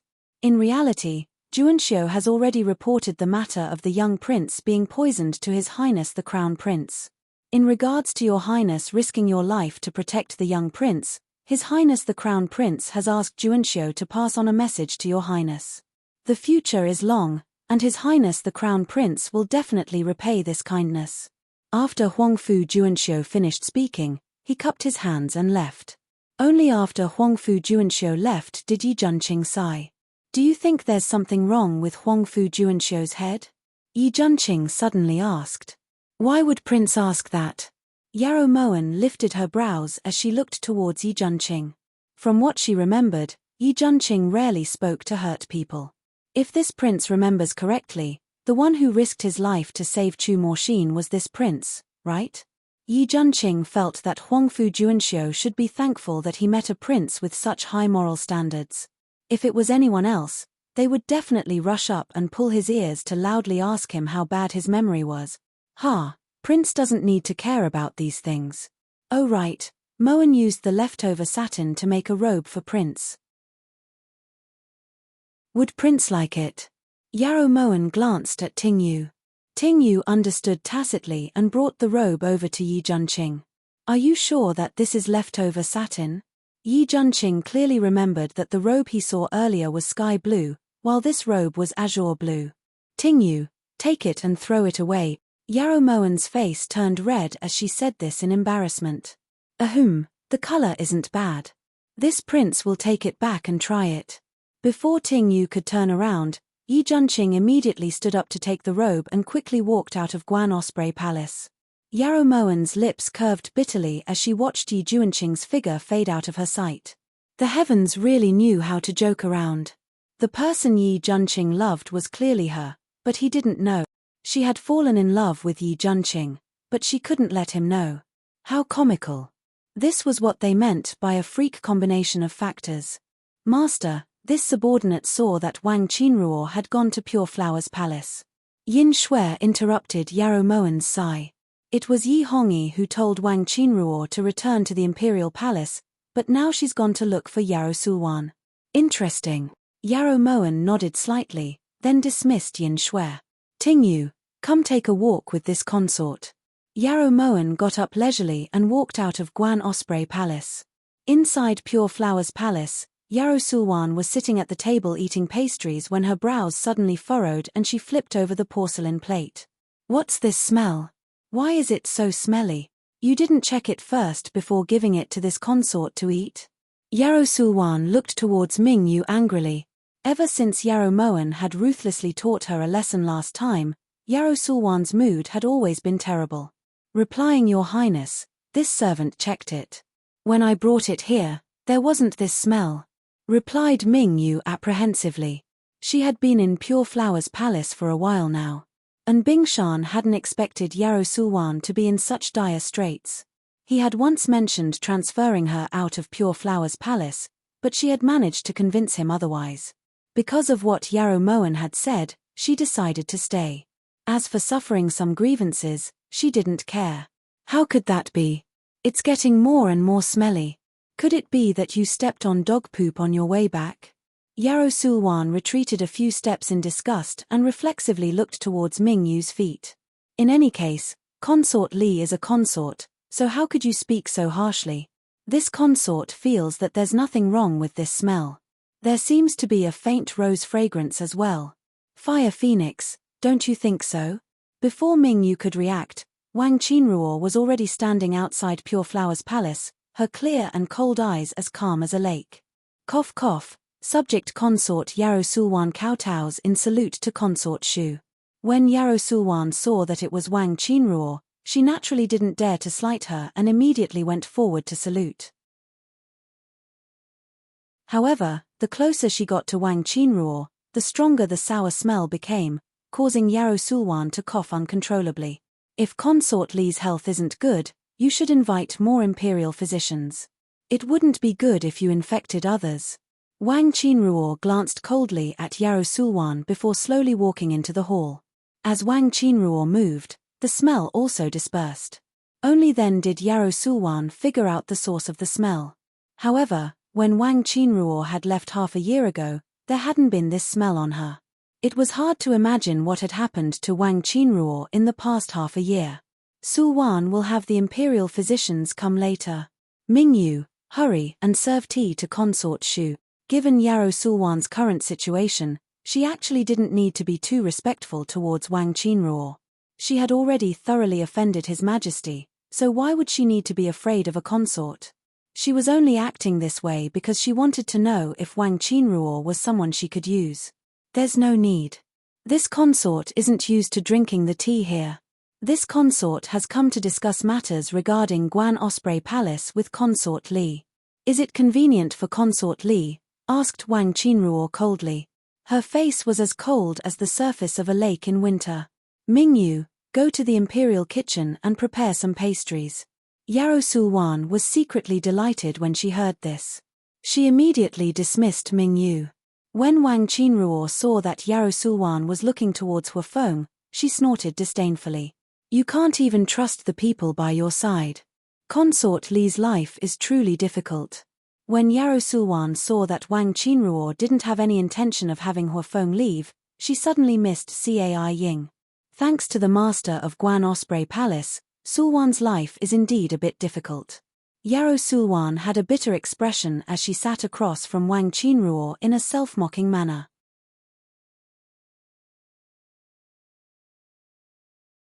Chapter 207. This consort still doesn't know when Consort Li offended the esteemed prince. As Wang Qinruo spoke, she took a dark green plant from Fire Phoenix's hands and started chewing on it. Even if Sulwan had the chance, she wouldn't have the ability to offend the esteemed prince. Sulwan is talking about Yarou Moan. Yarou Sulwan immediately corrected her. She forcibly lowered the arm she was about to raise.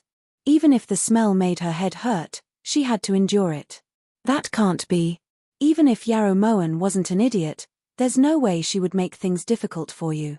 Aren't you her second older sister? Wang Qinruo looked towards Yarou Sulwan disapprovingly, her eyes full of doubt. Although family scandals shouldn't be aired in public, Sulwan has always viewed Consort Shu as family. There are some things that have to be said. Everyone knows that Yarou Moan is an idiot, but that's all an act.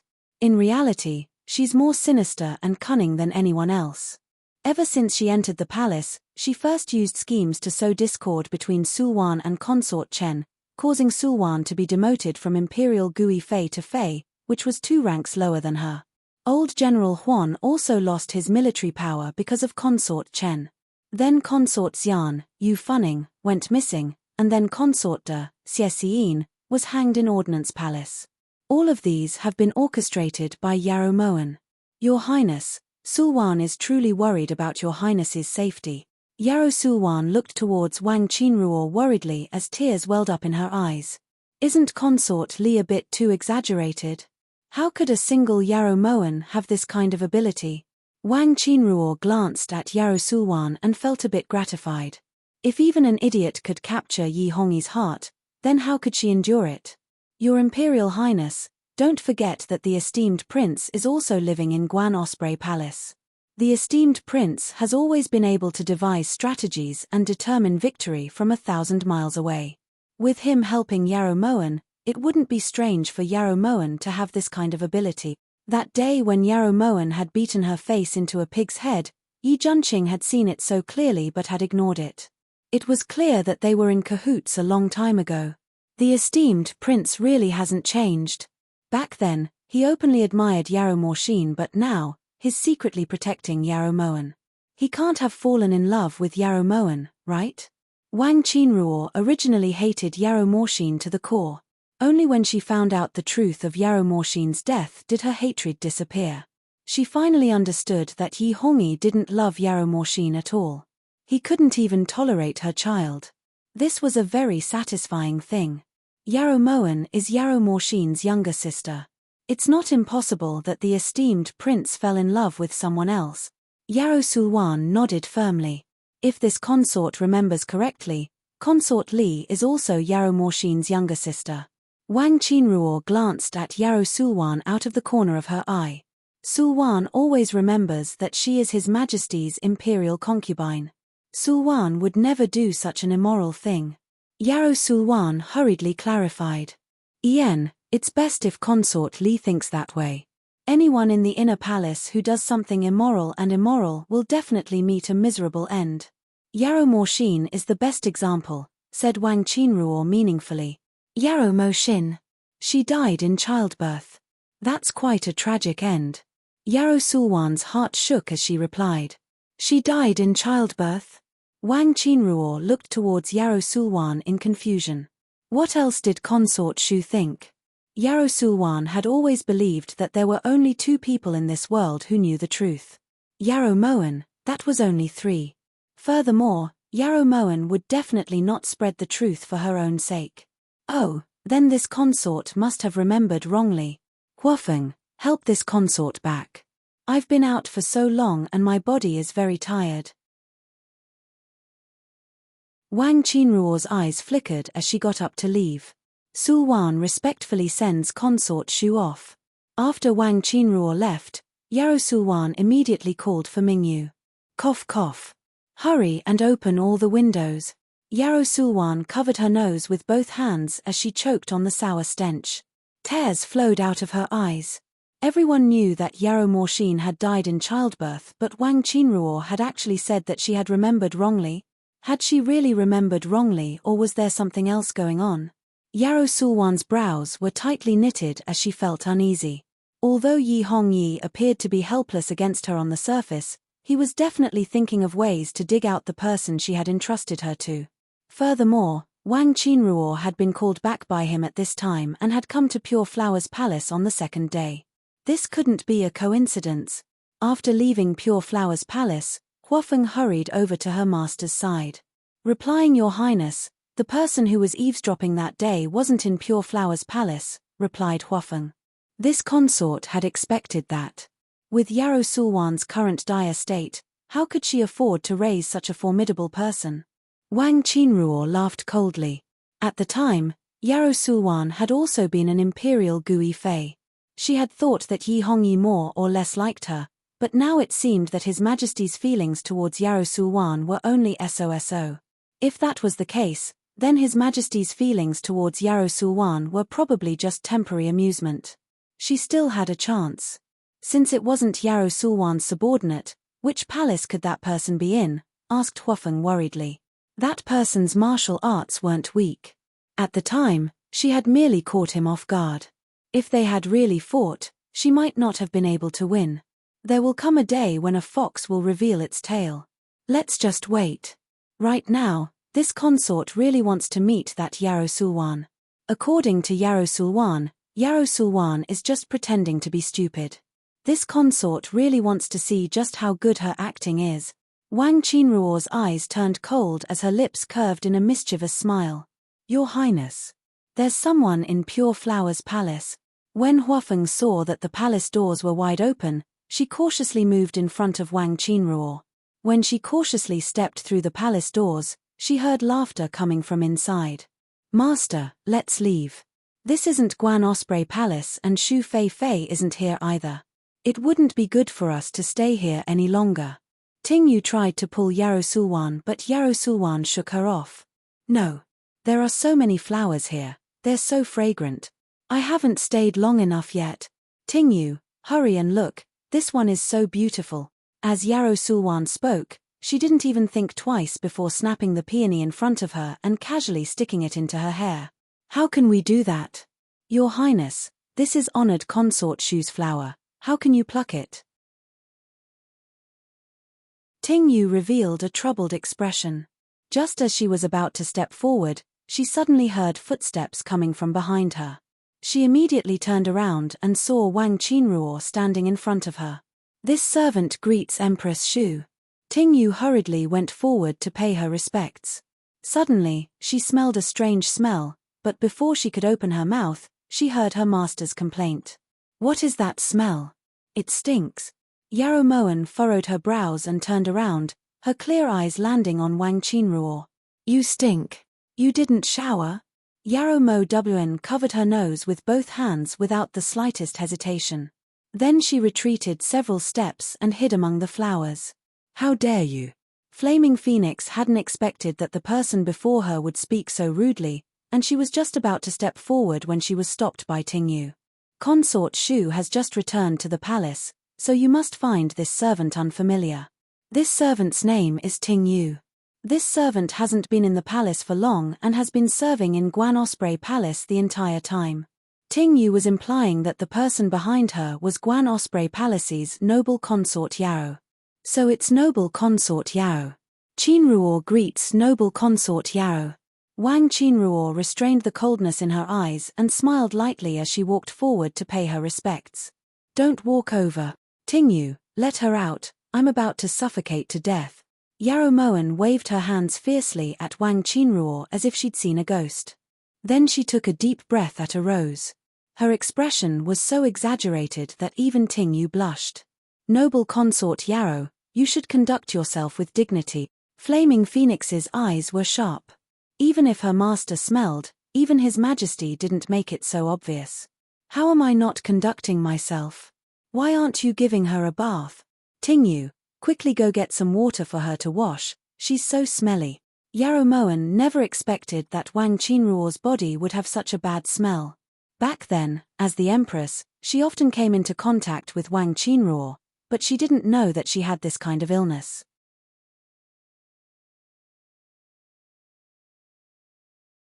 Chapter 208. You're going too far. Fire Phoenix's gaze turned cold. Just as she was about to attack, Wang Qinruo stopped her. If noble consort Yarrow doesn't like it, you can leave. When Wang Qinruo saw the pure and innocent face in front of her, she really couldn't think of the word scheming. But why would Yarrow Mo Wan appear in Yihua Palace? This was thought-provoking. Alright, I can leave, but you have to retreat first, far away. Yarrow Mo Wan nodded fiercely. Doesn't noble consort Yarrow feel that you're going too far? This is Yihua Palace, it's already wrong of you to enter without an invitation. Now you want this consort to leave? Of course, if noble consort Yarrow is really that stupid, this consort won't bicker with you. Tingyu, hurry and take your master away. No matter how magnanimous Wang Qinruo was, she couldn't tolerate Yarrow Mo Wan talking about her smell again and again. Especially since she didn't think of herself as a magnanimous person. Niang, come back with this servant. Tingyu knew that she was being unreasonable and immediately walked to Yarrow Mo Wan's side to pull her out.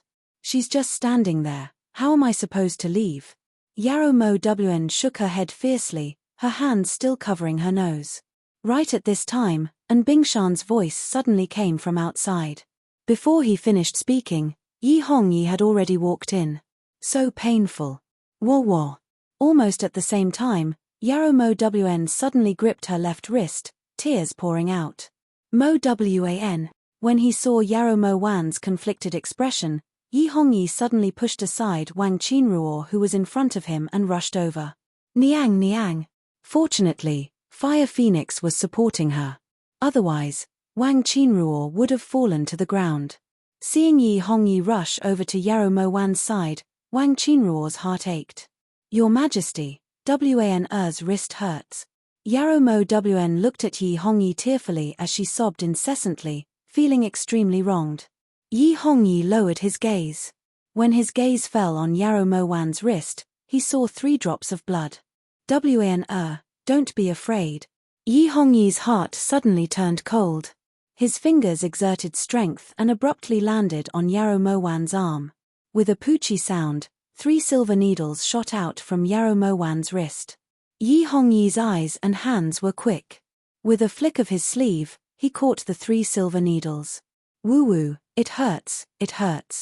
Yarrow Moen was sobbing like a pear blossom in the rain. It's alright, I'll bring you back. Yi Hongyi's heart ached as he carried Yarrow Moen. He'd only taken 1 step when he saw Yarrow Moen cover her nose with both hands despite the pain in her wrists. Your Majesty, have her leave, it's so smelly. Yarrow Mo Wan's face was pressed tightly against Yi Hongyi's chest as she looked towards Yi Hongyi pleadingly. Empress Shu, withdraw for now, said Yi Hongyi without the slightest hesitation. Your Majesty. This kind of order was a great insult to Wang Qinruo. Withdraw for now.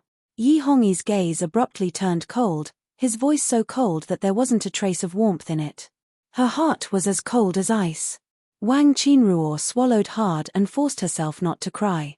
She retreated step by step until she left Yihua Palace. As she watched Yi Hongyi carry Yarrow Moen away, Wang Qinruo's tears finally fell like raindrops. Your Highness, how could His Majesty treat you like this?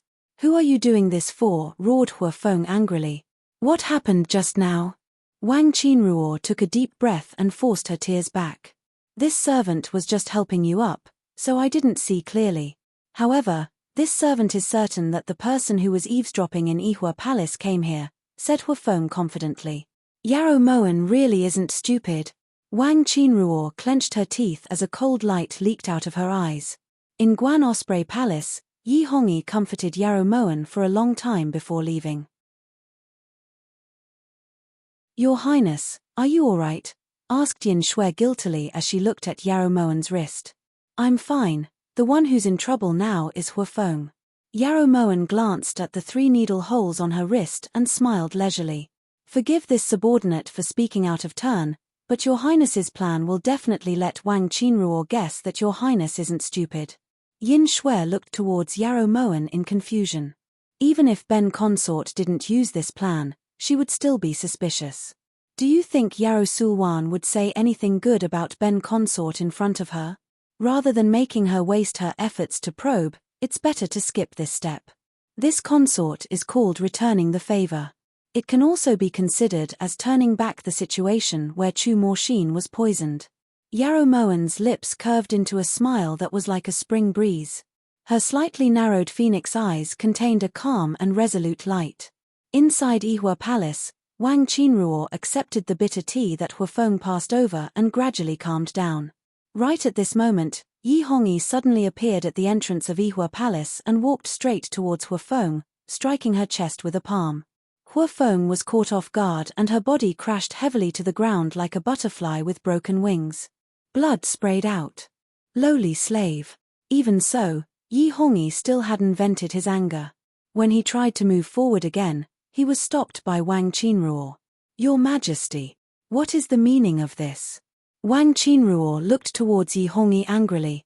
All these years, no matter if she was happy or sad, Huafeng had always been by her side. She had practically become her family. She still remembered that after Huafeng had been bought by her father, she had started to train hard in order to protect herself. Over 20 years, Huafeng had sacrificed too much for her. Now that she saw Huafeng being beaten to the point of vomiting blood, how could Wang Qinruo remain indifferent? What a good slave you taught. Yi Hongyi abruptly threw the 3 dragon beard needles on the table, his eyes surging with anger. Qinruo had Huafeng do this. Qinruo truly regrets not having Huafeng directly stab these 3 dragon beard needles into Yarrow Moen's throat. Wang Qinruo's eyes were like ice as they met Yi Hongyi's pitch-black eyes. How dare you? Yi Hongyi suddenly raised his hand. Since your Majesty invited Qinruo back, you should know that this would happen. Qinruo loves your Majesty with her life, so how could she tolerate your Majesty having someone else in your heart? Wang Qinruo's words were as cold as ice. When Yi Hongyi saw those dark and cold eyes, he actually felt a bit fearful. He couldn't help but lower his hand. Qinruo, Zhen already said that Yarrow Moen is only an idiot. Why do you need to be jealous of her? Do you really think Zhen is stupid enough to make a fool empress? The only one who can sleep with Zhen after death is you. Yi Hongyi restrained the anger in his eyes and his voice gradually eased. However, an absolute chill rose from the bottom of his heart. This kind of crazy woman shouldn't live in this world, Yi Hongyi thought. Sleep with her after death. So your Majesty had already arranged a place for Qinruo to go. Wang Qinruo's beautiful eyes lowered slightly as bitterness flashed across her lips. What are you thinking about? That's right, Zhen heard that you went to Pure Flower's palace. How was it? Did Yarrow Sulwan say anything? Yi Hongyi subconsciously rubbed his nose as he asked seriously. Qinruo has her own arrangements for Yarrow Sulwan, so your Majesty doesn't need to worry. As for Yarrow Moen, your Majesty better keep your eyes open. How could Yarrow Morshin's younger sister be an idiot? Who would believe that? Wang Qinruo harumphed coldly, then turned to help the heavily injured Huafeng up. Zhen doesn't want to discuss Moen's matters with you. In the entire inner palace, you can touch anyone but her. Yi Hongyi didn't believe that Wang Qinruo was reminding him at all. In Yi Hongyi's eyes, all the women who slandered Yarrow Moen in front of him did so out of jealousy, especially Wang Qinruo.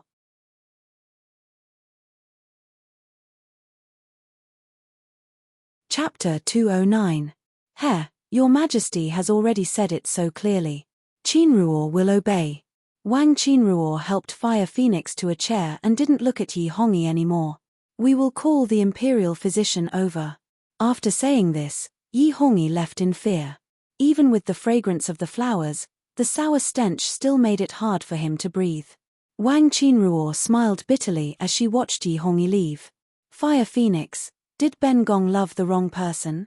This was the first time Wang Qinruo questioned her master. Fire Phoenix looked at her master worriedly. Even if she loved the wrong person, she had already loved for over 20 years. It had already become a habit. She didn't want to persuade her because she had already said those words countless times. The result was always the same. When love seeped deep into the bones, who could tell right from wrong? In the next few days, people suddenly spread the news that Yarrow Morshin hadn't died from dystocia, but had died in the cold palace. Jean will ask you again. Who exactly did you hear that the Empress died in the cold palace? Speak. In the imperial study, Yi Hongyi glared angrily at the young eunuch who was beaten black and blue. His veins bulged as if they were about to explode. Your Majesty, please spare my life. This servant heard it from Eunuch Li of the imperial kitchen, Nurse Doe from the garment department, and the palace maids from the yetting department were all spreading this news. Your Majesty, please spare my life. The little eunuch dragged his blooded body as he crawled towards the dragon table and begged in fear. Guards! Drag him away and behead him. Behead him. Yi Hongyi slammed the table and roared. No, Your Majesty. No. This servant won't dare again. Your Majesty, spare me. No matter how that young eunuch begged, he couldn't escape the fate of being beheaded. Your Majesty, please calm down. This old servant will deal with those servants who spread rumors. And Bingshan saw that Yi Hongyi was furious and immediately offered a plan. Yes. Behead them all. Cut off all their tongues. Yi Hongyi roared crazily. And Bingshan turned after receiving the order. He guessed that there was definitely something fishy about Yarrow Morshin's death. Otherwise, His Majesty wouldn't be so flustered. Just as Bingshan was about to step out of the imperial study, he was suddenly called back by Yi Hongyi. Wait, you can't. You can't enter Yi Hua Palace. Yi Hongyi forced himself to calm down. If he killed those people who were passing on the message, it would be the same as revealing his intentions. Inside Guan Osprey Palace, Yarrow Moen was sitting on the chaise lounge and playing with Fluffy when she suddenly heard a commotion outside. Get lost. This consort wants to see Yarrow Moen. Yarrow Moen, come out. The noisy voice disturbed Yarrow Moan's mood. Ting Yu, let her in. Yarrow Moen had just opened her mouth when she heard the palace doors being kicked open with a bang. Fluffy was so frightened that she scurried behind the chaise longue. Second older sister scared Fluffy. Fluffy, be good. It's not like it's a tiger, what are you afraid of? Yarrow Moen didn't care about Yarrow Sulwan's ashen face as she softly coaxed Fluffy. Yarrow Mo Wn, how dare you? If Yarrow Morshin's death was known to the world, do you think His Majesty would still treat you like this? Spreading this kind of rumor, you're simply destroying yourself, you idiot. Yarrow Sulwan's sinister eyes carried a bloodthirsty glint as she glared fiercely at Yarrow Moen. The rumor only said that eldest sister died in the cold palace, but didn't mention how eldest sister died, right? Said Yarrow Moen indifferently. So what? His Majesty has already gone crazy. Just now, he even dragged a little eunuch who was passing on the message to the imperial study. Yarrow Sulwan took a step forward and roared in a low voice. Ien, that little eunuch was already beheaded by His Majesty half a cup of tea ago.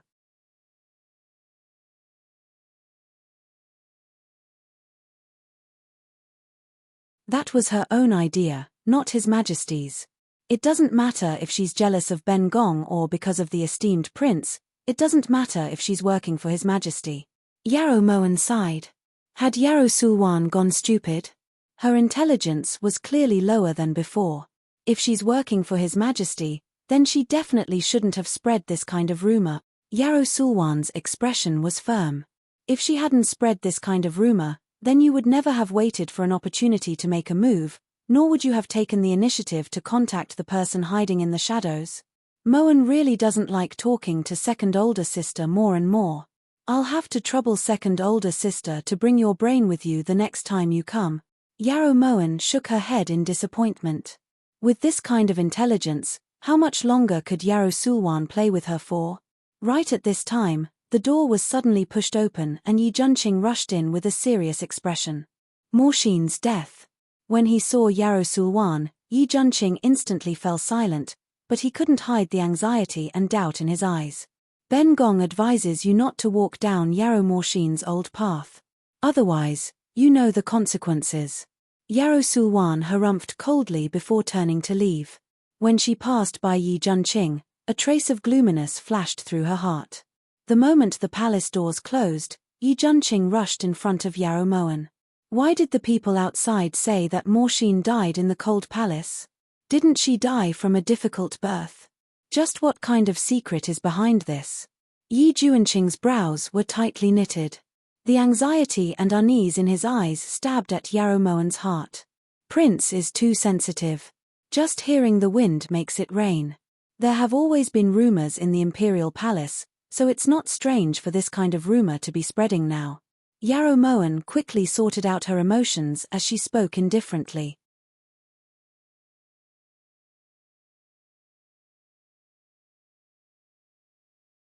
Chapter 210. This prince wants to know the truth. This prince wants to know the truth. Yi Junqing's gaze was heavy as he enunciated each word coldly. The truth is that eldest sister died from a difficult birth, replied Yarrow Moen calmly. This prince also hoped that this was the truth. Even after encountering that palace made from the cold palace, after seeing Nurse Sun, Eunuch Zheng, and Yun-Er's corpses hanging in Changle Palace, after hearing these rumors from who knows where. But this prince knows that this prince has been deceiving himself and others this entire time. Difficult birth. If Morsheen died from a difficult birth, then all the imperial doctors in the imperial hospital should be beheaded. This prince is deceiving myself because this prince is afraid of the truth. I'm afraid of finding out how miserable Morsheen died. Yarrow Moen didn't know how to retort when she saw the tears flickering in Yi Junqing's eyes. She didn't have the strength to retort. Prince. Yarrow Moen thought that she should at least say something. You don't need to say anything. This prince doesn't want to listen to you this time. This prince wants to find out the truth myself. This prince only asks that you don't interfere. Yi Junqing's eyes flickered with bone-piercing sorrow as he turned to leave Guan Osprey Palace. This time, he had made up his mind. Yarrow Moen's lips curved into a bitter smile as she watched Yi Junqing's cold and lonely figure fade out of her sight. Was the truth really that important? So important that he'd forgotten his own situation? Inside Ihua Palace, Wang Qinruo frowned as she looked at the deep green soup in her hands. Your Highness. How about you stop drinking it? Suggested Fire Phoenix worriedly when she saw her master's pained expression. Perhaps if I drink it, this consort won't stink anymore. Wang Qinruo lifted the porcelain bowl expectantly, but before she could even take a sip, she heard An Bingshan's voice. Your Majesty. Just as Wang Qinruo was about to get up, she saw Yi Hongyi stride forward and snatch the porcelain bowl from her hands. He smashed it onto the ground, causing the green soup to splatter all over the floor. This was the medicine she had painstakingly concocted for several nights. What kind of play is Your Majesty putting on? Qinruo doesn't understand. Wang Qinruo held back her tears and didn't get up. She just looked towards Yi Hongyi coldly. You were the one who spread the rumors. Why? I didn't ask you to come back to make trouble for me. If you don't have the ability to deal with Yarrow Sulwan, then scram back to the villa. Yi Hongyi's words were like thorns, mercilessly stabbing Wang Qinruo's heart. The rumor was spread by Qinruo. If it wasn't for this, Yarrow Sulwan wouldn't have felt a sense of danger and wouldn't have gone to find the person she entrusted her with for no reason at all. The reason why His Majesty is controlled by Yarrow Sulwan is because he's afraid of the slightest thing. Furthermore, the rumor only says that Yarrow Morsheen died in the Cold Palace. It doesn't mention why she was in the Cold Palace, and no one knows how she died. Why is Your Majesty so anxious? Wang Qinruo wiped the remaining green juice on the table with her finger and licked it lightly.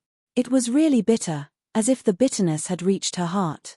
You've been in the harem for a long time, so you should know how scary rumors are.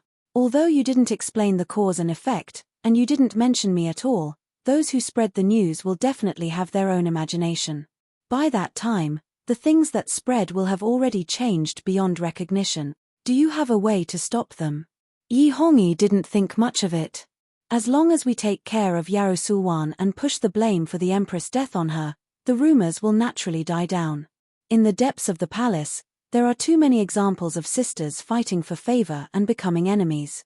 No one will doubt it. Wang Qinruo used a silk handkerchief to wipe away the green juice on her fingertips as she spoke of her backup plan. That's right, why didn't we think of that? Beloved concubine is still the wisest and far-sighted one. What is this? Yi Hongyi's anger turned to joy. Only now did he notice the thick green medicinal soup on the ground. This is. At the side, Fire Phoenix was about to speak but was stopped by Wang Qinruo. The Imperial Kitchen's mung bean cakes are a bit choking. It's much better after soaking in water, replied Wang Qinruo indifferently. So it's like that. And Bingshan, have the Imperial Kitchen make some crystal pastries and send them to Yihua Palace, ordered Yi Hongyi. Qinruo thanks your majesty. There's no need for you to be so courteous with us. After you take care of Yarrow Sulwan in a few days, we'll definitely prepare a banquet for you. At that time, invite Grand Tutor Wang as well. Yi Hongyi's brows relaxed, no longer as sinister as when he first arrived. When Yi Hongyi left, Fire Phoenix's tears began to pour out. Your Majesty is too excessive. Niang Niang spent an entire night brewing this medicinal soup. As soon as His Majesty entered, he spilled it without saying a word. Niang Niang, why didn't you let this servant say it? Complained Fire Phoenix, choked with sobs. So what if I said it? It's rare that His Majesty didn't even notice the smell on Ben Gong's body. If you said it, it would be ruining His Majesty's mood. Wang Qinruo slowly crouched down to pick up the broken pieces on the ground. She put the green juice inside into her mouth as tears swirled in her eyes. Perhaps this medicine was effective, but she couldn't let it go to waste. Niang Niang. Fire Phoenix hurriedly went forward to help Wang Qinruo pick up the broken pieces, tears rolling down her face. Right at this time, Fire Phoenix abruptly raised her eyes and saw Yarrow Moen standing at the palace doors. Niang Niang, it's Yarrow Moen. Fire Phoenix spoke in a low voice, annoyed at herself for being too careless. She actually didn't notice Yarrow Moen walk in. When Wang Qinruo heard this, she abruptly got up and returned to her seat. Her cheeks were crimson and her eyes were filled with unconcealable embarrassment. Fire Phoenix, close the doors. Ben Gong doesn't welcome idiots here. Wang Qinruo ordered sullenly. Fire Phoenix naturally obeyed and walked forward with large strides to push Yarrow Moen out. Yin Shui. Yarrow Moen's expression was calm, but her heart seemed to be ringing. What did she just see? That vicious and ruthless Wang Qinruo was actually as humble as a grain of sand in front of Yi Hongyi, completely losing herself. Under Yarrow Moen's command, Yin Shui, who was hiding in the dark, blocked Huafeng's hands and stood in front of Yarrow Moen. She had long wanted to compete with Huafeng and take revenge for the 3 dragon beard needles that day. You're finally willing to show yourself.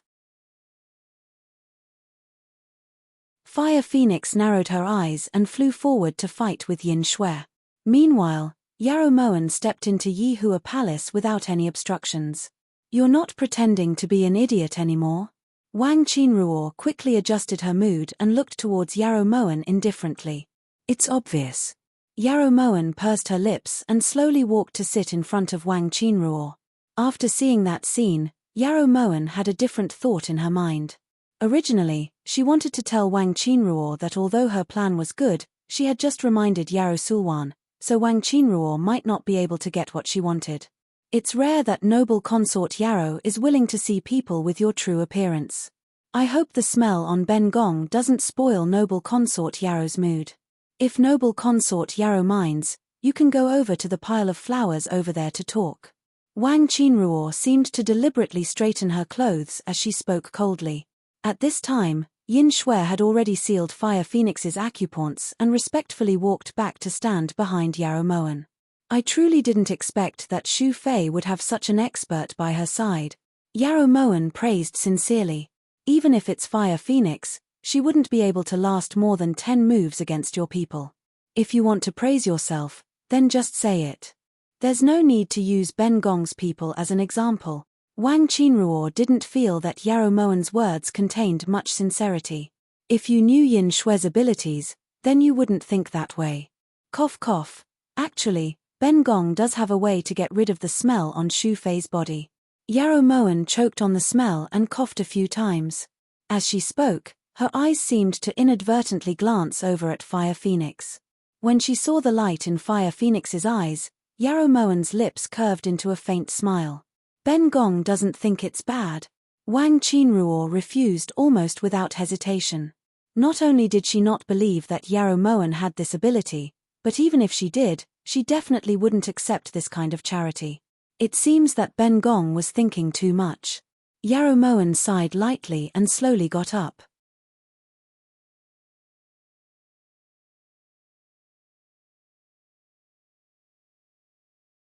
Chapter 211. You're leaving? Wang Qinruo looked towards Yarrow Mo Wan in confusion. She couldn't figure out why Yarrow Mo Wan had come. Oh, there's one more thing. Actually, Xu Fei doesn't need to treat Mo Wan like an enemy. In Mo Wan's eyes, Yi Hongyi isn't worth a single coin. Yarrow Mo Wan's lips curled into a smile. However, the disdain in her eyes pierced Wang Qinruo's heart. Not worth a single coin? That man who weighed 1,000 pounds in her heart was actually so worthless to Yarrow Mo Wan? She really didn't know if the heavens were playing a joke on her. Yi Hongyi actually held this kind of woman in his hands and kept her in his mouth. How he treated you in vain. Wang Qinruo's gaze was cold. How you treated him in vain. Yarrow Mo Wan's simple words caused Wang Qinruo to be speechless. Her face was pale as snow.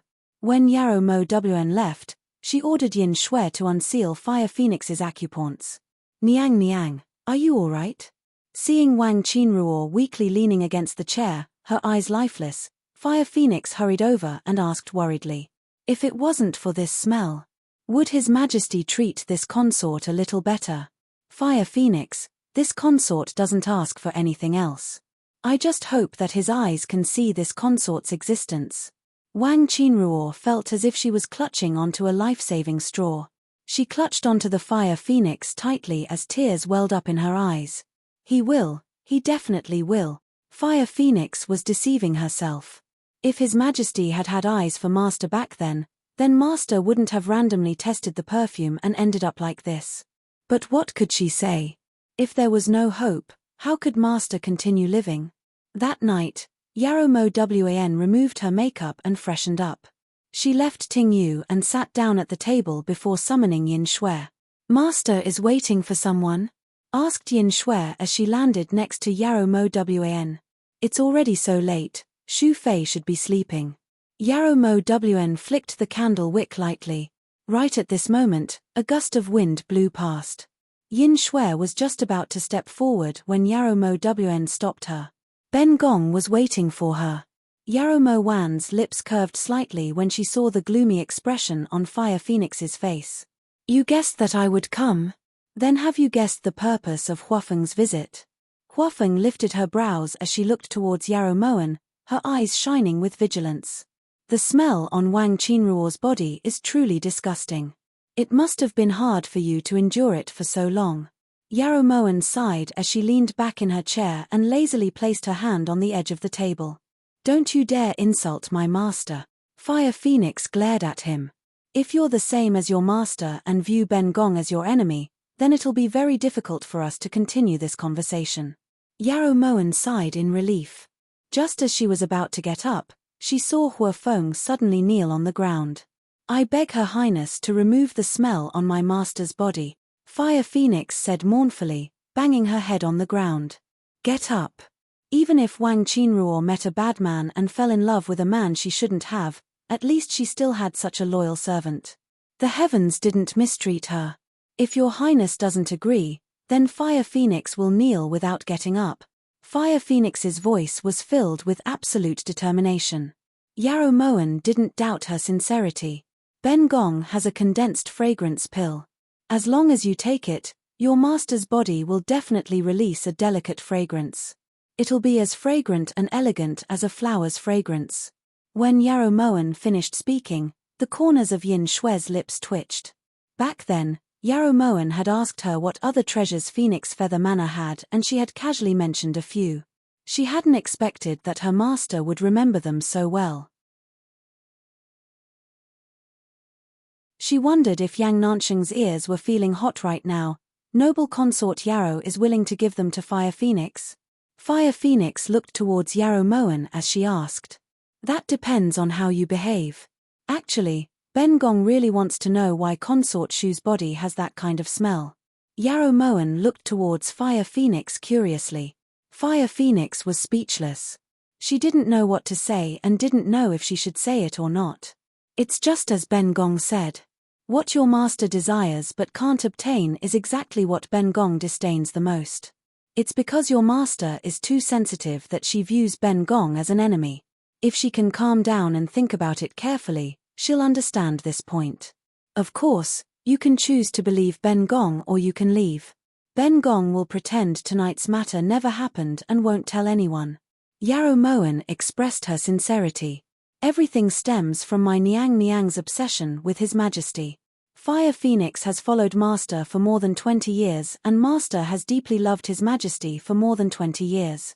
Ever since Fire Phoenix could remember, the things Master said the most were about His Majesty. Master's love for His Majesty has already reached a point where she can't extricate herself. Fire Phoenix choked with sobs as tears overflowed from her eyes. To what point? If she hadn't seen that scene, Yarrow Moen might not have believed Fire Phoenix's next words. On the night of their wedding, in order to give His Majesty a surprise, Master actually burned the embroidery needle red and endured the pain to tattoo the two characters Hong and Yi on her chest. But unexpectedly, His Majesty didn't feel the slightest bit of joy or heartache after seeing it. Instead, he abandoned Master and didn't return for the entire night. After that, although His Majesty often went to Yi Hua Palace to sleep, but he never touched Niang Niang again. Fire Phoenix still remembers that His Majesty had unintentionally said that he liked the smell of roses. Niang Niang then tried all kinds of methods as if she was possessed. First, she soaked in flower petals, but the effects were minimal. Afterwards, she decided to just eat perfume. However, Niang Niang's obsession didn't receive His Majesty's pity. In exchange, her entire body was covered in a sour stench. What other people could smell was the unbearable smell on Niang Niang's body, but in Fire Phoenix's eyes, that smell was Niang Niang's sincerity. Fire Phoenix silently wept, her voice incredibly hoarse. Yarrow Moen's shapely brows tightly knit. How could there be such a stubborn woman in this world? Her love was too deep, so even her eyes went blind. Even if Xu Fei dug out her heart and offered it to Yi Hongyi still wouldn't give it a second glance, right? Yarrow Moen spoke disappointedly, her eyes faintly filled with grief. She was also a pitiful woman, perhaps she should be more forgiving. Niang Niang's love runs deep into your bones. Fire Phoenix can't persuade you, and doesn't want to. This is already Niang Niang's only goal in life. If you lose this goal, what will Niang Niang do? Fire Phoenix spoke bitterly, her eyes filled with grief. Have you heard of a phoenix's nirvana? Yarrow Moen looked towards Fire Phoenix. Fire Phoenix understands Gui Fei's intentions. Not all phoenixes can undergo nirvana and be reborn. Fire Phoenix doesn't dare take the risk, nor does it have the strength to persuade Master to try. Fire Phoenix only wants to accompany Master down this path, wherever you go. Fire Phoenix, Ben Gong will make a bet with you. As long as you're willing to listen to Ben Gong's orders, Ben Gong will definitely let you see the reborn Wang Qinruo. Are you willing?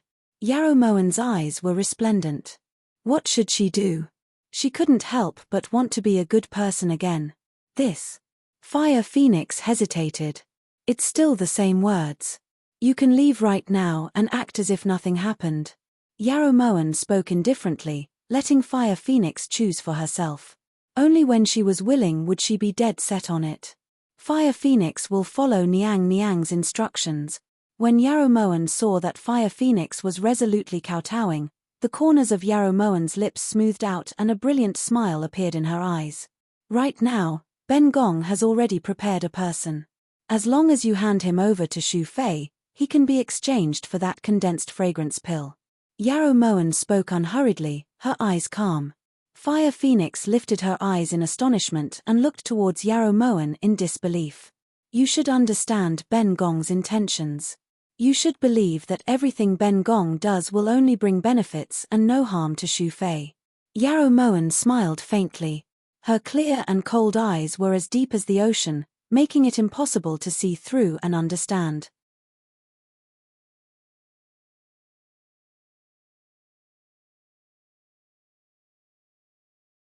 Chapter 212. 2 days later, when Fire Phoenix brought a little eunuch in front of Wang Qinruo's eyes were filled with unbridled joy. "You're the one who's been secretly communicating with Consort Li?" Wang Qinruo raised her brows and asked quietly. Seeing that the little eunuch's face is red and he can't speak, Fire Phoenix realizes that she forgot to unseal his acupoints. Then she puts her fingertips on the little eunuch's body. "So smelly."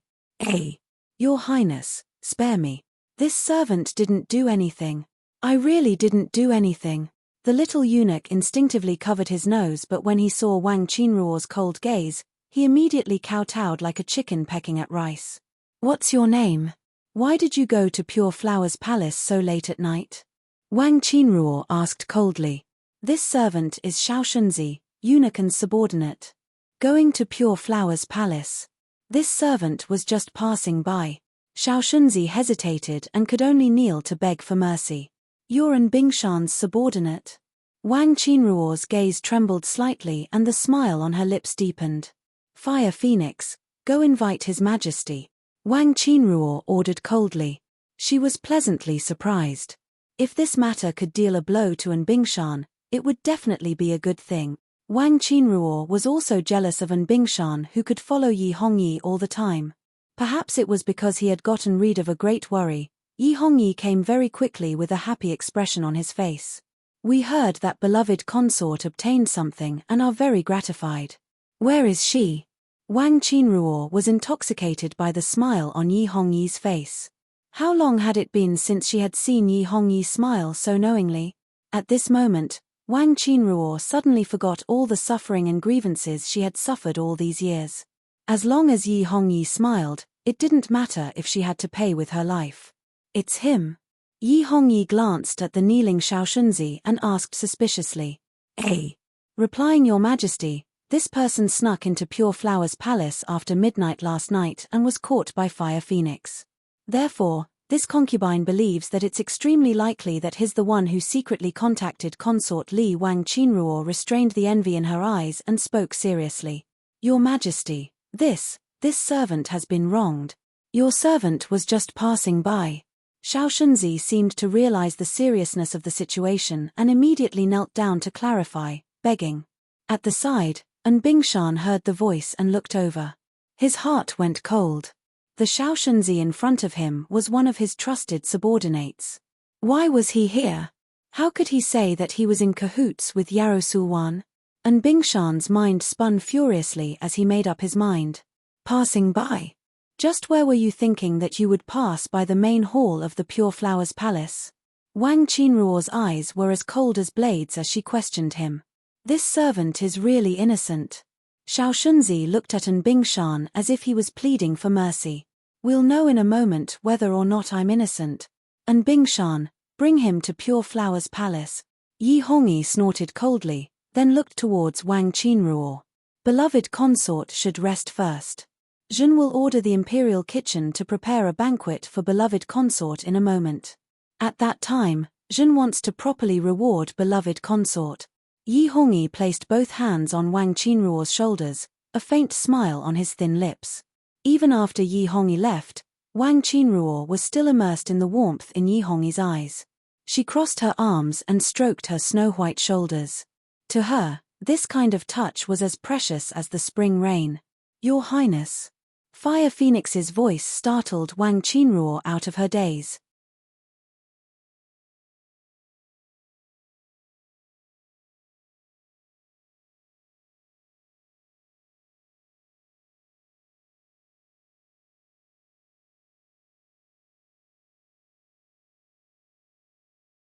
Chapter 213. Was there a need to get to know a servant? Liu Shuo said that. This prince has already seen Morxin's medical records from back then. According to what was written, Morxin had never had an abnormal fetal position since the beginning of her pregnancy. Her pulse had always been normal. That's why this prince firmly believes that Morshin's cause of death was not due to dystocia. As for what it was, this prince will investigate. Yi Juanqing's expression was serious and his voice was slightly hoarse. The fatigue on his face made Yarrow Moen's heart ache to no end. Liu Shuo isn't the only one secretly following Prince. Qing Long has already reported all of Prince's whereabouts these past few days to Yi Hongyi. Prince should be aware of your current situation. Yarrow Moen's eyes were deep and her voice contained unconcealable worry. This prince thought that you would be concerned about what this prince just said. Morshin is your older sister. If she was killed by someone, don't you want to get revenge for her? Yi Juanqing's voice turned cold as he looked towards Yarrow Moen angrily. Moen only knows that rather than worrying about how tragically eldest sister died, it's better to think about how to protect the people alive. Yarrow Moen looked straight at Yi Juanqing. She didn't want to argue with Yi Juanqing.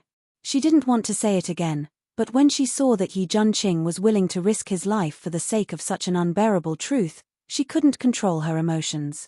If Yi Hongyi is innocent, then there's no need for him to be afraid of this prince's investigation. Yi Juanqing suppressed his anger and said coldly. He might not care about how eldest sister died, but he definitely cares about how Prince will die. Prince should understand that even if you're completely useless right now, your existence itself is a threat to the throne. If Prince makes the slightest mistake in the imperial palace, your head will be in danger. Yarrow Moen abruptly stood up and shouted. What did she have to say to make Yi Juanqing understand that he was currently surrounded by danger? Then have him come over and chop off this prince's head right now, shouted Yi Juanqing angrily as Yarrow Moen spoke. Yarrow Moen stared at Yi Juanqing silently. A moment later, she swung her sleeves and walked into the bedroom with the gold box. This servant only went out for a while. What happened? Are the dishes still coming? When Tingyu brought the dishes in, Yarrow Moen had just closed the bedroom door. Why not? This prince is still sitting here, shouted Yi Juanqing in a fit of pique. Oh! Tingyu hesitated for a long time, but she didn't hear any sound coming from the inner room, so she put the dishes on the table. During the meal, Yi Juanqing didn't feel like eating at all. When he looked at the door, he didn't see Yarrow Moen coming out. Ahem. Don't you think you should bring the food inside? Yi Juanqing lowered his voice as he reminded her out of goodwill. I don't think so, Tingyu answered seriously. She felt that aside from Yi Juanqing, anyone else would have been mercilessly chased out by Master. Yi Juanqing was speechless. In the inner room, Yarrow Moen didn't expect Fire Phoenix to suddenly appear. She subconsciously looked towards the door. This servant knows that I shouldn't have come during the day, but His Majesty wants to invite Niang Niang for a banquet tonight. This servant really can't wait until nightfall, so I beg Niang Niang to give the condensed fragrance pill to me. Hua Feng understood Yarrow Moen's intentions, so she deliberately lowered her voice and looked towards Yarrow Moen pleadingly. Just drink it with water. Hua Feng, if you trust Ben Gong, then it's best if you change the wine that Yi Hongyi poured for your master. Don't ask why, you should know better than Ben Gong. Yarrow Moen casually handed the condensed fragrance pill to Hua Feng as she instructed with a solemn expression.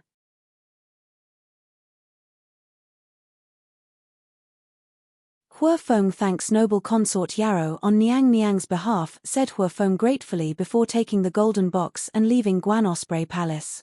Inside Pure Flowers Palace, Yi Hongyi ordered An Bingshan and Mingyu to wait outside while he grabbed Xiaoshunzi by the collar and stepped into the main hall. Your Majesty is a rare guest. Yarrow Sulwan looked towards Yi Hongyi indifferently as she was inwardly shocked. Yarrow Sulwan, Jun has already endured you for a very long time. This time, Jun will definitely think carefully about how you should die in order to resolve the hatred in Jun's heart. Yi Hongyi abruptly tossed Xiaoshunzi in front of Yarrow Sulwan. Sulwan doesn't understand what your Majesty is saying. Yarrow Sulwan lowered her eyes to glance at Xiaoshunzi, who was trembling in fear, then looked towards Yi Hongyi coldly. Don't tell Jun that you don't know him. Yi Hongyi pointed at Xiaoshunzi who was on the ground, his thin lips hooking into an arrogant smile. He's just a servant, is there a need for Sulwan to know him? Yarrow Sulwan snorted lightly, then kicked away Xiaoshunzi's collar in disgust. You sure are good at acting. But Zhen has evidence to prove that he's the person you've been secretly interacting with. Based on what you're saying, if something happens to you, he'll spread the news, right? Yi Hongyi's expression was a bit sinister. He had been toyed with by Yarrow Sulwan for too long. Now that he finally had a chance to vent, he naturally got carried away. No. That's impossible. He isn't. Yarrow Sulwan's heart trembled as a trace of fear flashed through her eyes. Look at your expression. Scared. Yarrow Sulwan, you should have known what the consequences of threatening Zhen would be. Yi Hongyi walked towards Yarrow Sulwan with ruthless steps, his dark eyes glinting with a dark green light. Your Majesty. He isn't. He really isn't. Xiaoshunzi, say something. I really want to tear you apart. Yarrow Sulwan felt the killing intent from Yi Hongyi's body and immediately kicked Xiaoshunzi. Your Majesty. Your Majesty, spare me. This servant came last night to find Mingyu. This servant has always wanted to eat with Mingyu. That's why I entered Pure Flower's palace at night. Your Majesty, Xiaoshunzi doesn't know anything. Xiaoshunzi woke up from Yarrow Sulwan's kick and immediately knelt in front of Yi Hongyi, begging loudly. In reality, he had only entered Pure Flower's palace because of An Bingshan's letter. However, on the way here, An Bingshan refused to admit that he had written any letter and even used his relatives outside the palace to threaten him. If they dared mention him, not only would he die, none of his relatives would survive. As for Mingyu, it was just a random excuse Xiaoshunzi had found. Moreover, he had wanted to eat him. Your Majesty, you heard it. Sulwan doesn't know why Your Majesty is so certain it's him, but Sulwan wants to remind Your Majesty that if Your Majesty kills the wrong person, the consequences will be unthinkable. Yarrow Sulwan forced herself to remain calm, but her voice still trembled. Mingyu. Yi Hongyi sternly called for Mingyu. This servant kowtows in salute to Your Majesty. Mingyu trembled as she bowed, not even daring to breathe loudly. Zhen asks you, do you recognize this person? And where were you last night? Yi Hongyi's eyes never left Yarrow Sulwan. The ominous glint in his eyes was like two sharp blades that wanted to pierce through Yarrow Sulwan's body. Replying Your Majesty, Mingyu recognizes this person. His eunuch and's little eunuch, called Xiaoshunzi. Last night, Niang said she had a headache and wanted to rest early, so this servant returned to her own side room before it was even 5 o'clock. These were all the things Yarrow Moen had told her earlier, so Mingyu reported them word for word. Headache. When did Ben Gong say it was a headache? Mingyu, you're simply spouting nonsense. Yarrow Sulwan looked towards Mingyu in shock, her heart thumping. Why would Mingyu say that? Someone must have taught her. It was Yarrow Moen. It must be her. Get out. Yi Hongyi roared. When Mingyu saw that she could escape, she immediately left Pure Flower's palace. Yarrow Sulwan, what else do you have to say? Yi Hongyi's thin lips curved into a sinister smile, his eyes filled with bloodthirsty killing intent. No. Sulwan swears to the heavens that that person really isn't him. Your Majesty, you've been schemed against. Yarrow Sulwan retreated in a panic, her eyes filled with fear. Your Majesty, this servant really doesn't know anything. Your Majesty, spare me. Xiaoshunzi knelt in front of Yi Hongyi in despair and kowtowed desperately. Cold sweat flowed down his face and his body trembled. Shut up. Yi Hongyi abruptly reached out and lifted Xiaoshunzi up, his pitch-black eyes like a bloodthirsty wolf in the darkness.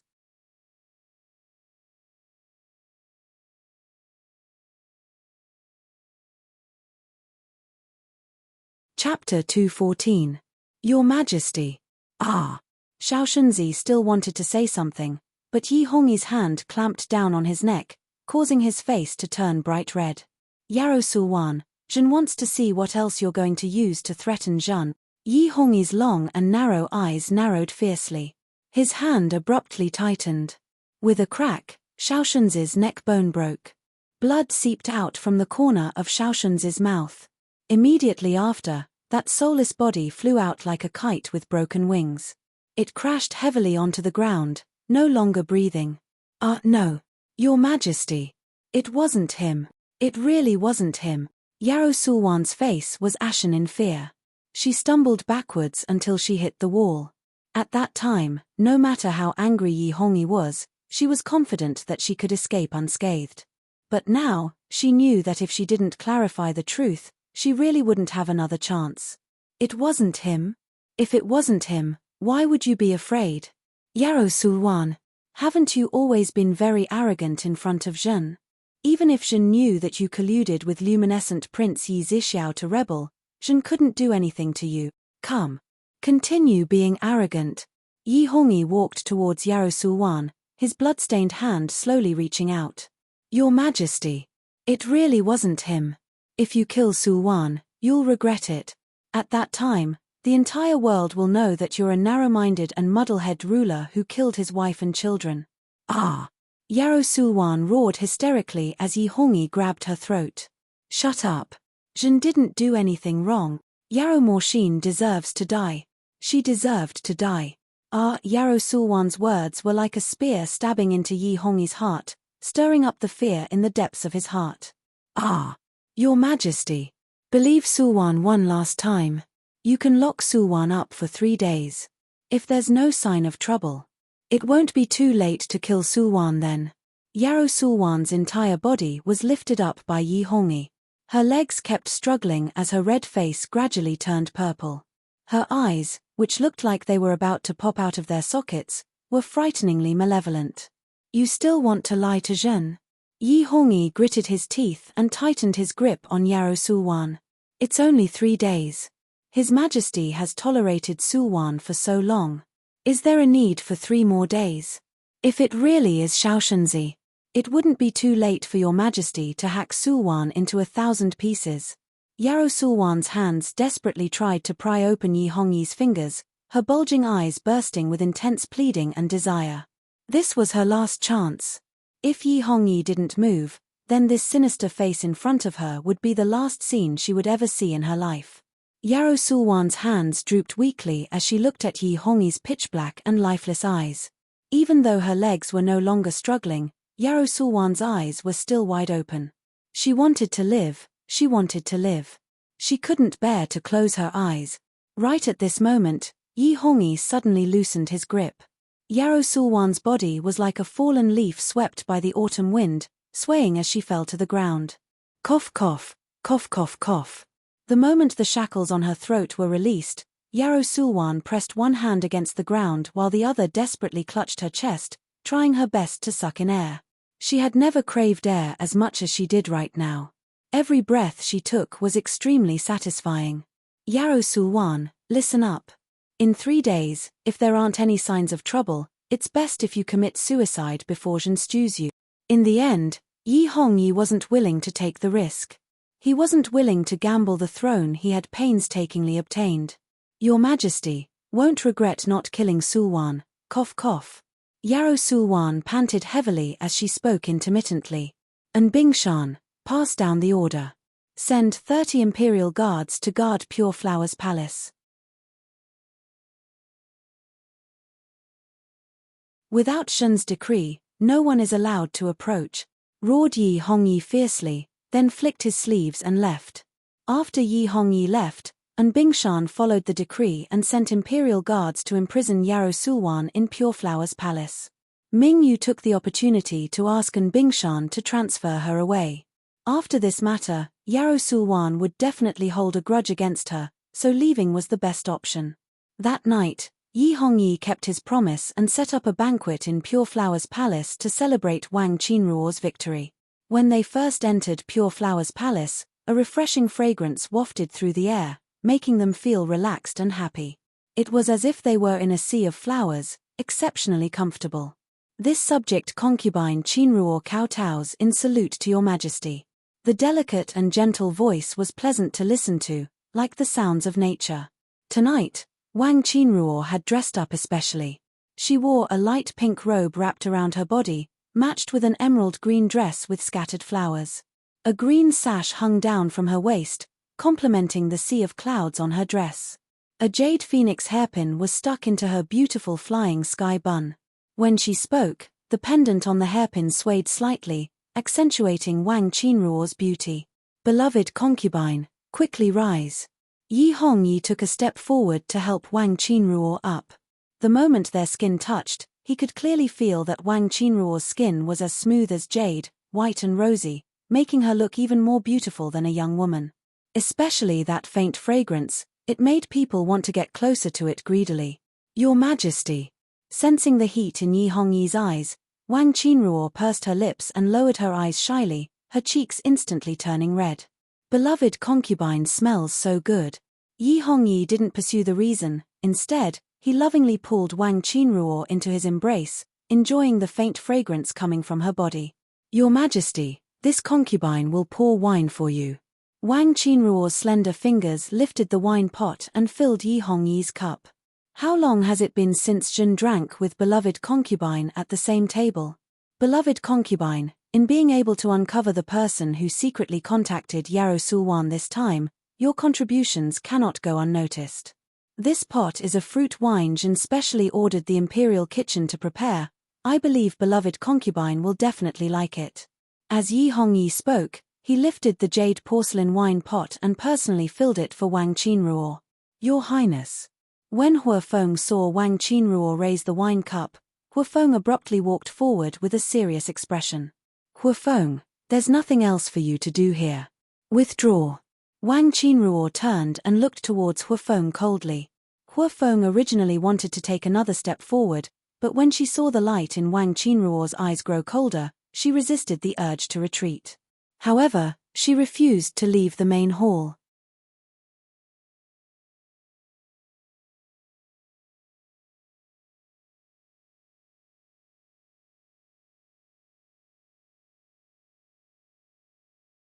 Chapter 215. So you came to ask Ben Gong to give some of the imperial favor to Empress Shu? Yarrow Moen felt an indescribable pain in her heart as she looked at the fire phoenix in front of her. To be able to have a servant like this was Wang Qinruo's great fortune. Since Niang disdains imperial favor, then please help my master. It's rare that His Majesty didn't have any murderous intent and was even willing to stay in Yihua Palace. My master has waited for more than 20 years and the bitterness is finally over. Huafeng begs Niang to help. As Huafeng spoke, she knelt in front of Yarrow Moen. Do you really think that Yi Hongyi will let your master off? Yarrow Moen leisurely got up and extended a hand to support Huafeng. That's the truth. Fire Phoenix has to believe it. When she saw her master drink the fruit wine, she was already prepared to die. Fortunately, it was just a false alarm. The reality is that Yarrow Sulwan has only been imprisoned by His Majesty in Pure Flowers Palace. You should be able to guess His Majesty's intentions for doing this. Yarrow Moen knew that this round wouldn't take Yarrow Sulwan's life. She also didn't want Yarrow Sulwan to die. Your Majesty suspects Xiaoshunzi's authenticity? Fire Phoenix looked towards Yarrow Moen in realization. Do you think we can just find someone to make up the numbers and everything will be fine? His Majesty places Yarrow Sulwan under house arrest for 3 days. After 3 days, if there is any news regarding eldest sister's death, then it means that Xiaoshunzi isn't the person His Majesty is looking for. Yarrow Moen slightly nodded. Then what should we do? If the Emperor knew that Xiaoshunzi was a fake, he would definitely vent his anger on his master. What should he do? His Majesty is the one who's moved by master. Huafeng looked towards Yarrow Moen anxiously, finally realizing the seriousness of the problem. Fire Phoenix, have you become confused after following honored consort Shu for so long? You should know better than me what kind of person the Emperor is. The reason why honored consort Shu is still alive is not because the Emperor is benevolent. He is waiting. After 3 days, if there really is news, the Emperor will make the final decision. If fair consort Shu is no longer of any use, do you think he'll still remember the rain and dew we've given him tonight? Yarrow Moen shook her head and sighed as she looked towards Fire Phoenix. She and Yi Hongyi had been husband and wife for 7 years and had even given birth to a son, but what was the result? Fire Phoenix looked towards Yarrow Moen in a daze. She really didn't know what to do. In 3 days, if there really is news, it's best if you take consort Shu and leave, reminded Yarrow Moen with good intentions. Without the Emperor, Master's life would be meaningless. Huafeng's face was bitter and her heart was in a mess. For the past 3 days, everyone seemed to have been soaked in bitter water. They were tormented by the contradiction of fear and anticipation, except for Wang Qinruo. Inside Yihua Palace, Wang Qinruo sat alone in front of a mirror. She greedily looked at the face reflected in the bronze mirror. Her phoenix eyes were filled with love. Her lips curved into a knowing smile. For 2 days in a row, the emperor stayed in Yihua Palace. Something she didn't even dare to think about happened. After suffering came happiness. The emperor finally had her figure in his eyes. "Your Highness, An Bingshan came just now. He said that His Majesty would be coming over later."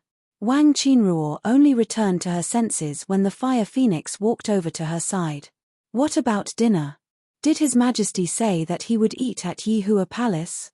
Wang Qinruo lifted her brows as she looked towards Huafeng. She had the demeanor of a petite woman. She believed that in this moment, Niang Niang was very happy. No, An Bingshan said that His Majesty would only come after dinner.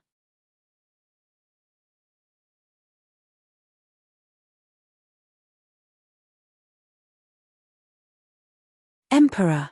Yarou Sulwan was just about to get up and speak when she felt a gust of wind. Then, there was a crisp sound and blood seeped out of the corner of Yarou Sulwan's mouth. "Lowly woman. Who exactly is that person? Where is he?" Yi Hongyi gritted his teeth as he roared, his hands clenched into fists. But the crazier Yi Hongyi became, the more Yarou Sulwan believed that she was far from death. Sulwan said that His Majesty wouldn't regret it. Look, if Sulwan really is killed, just how terrible the consequences will be.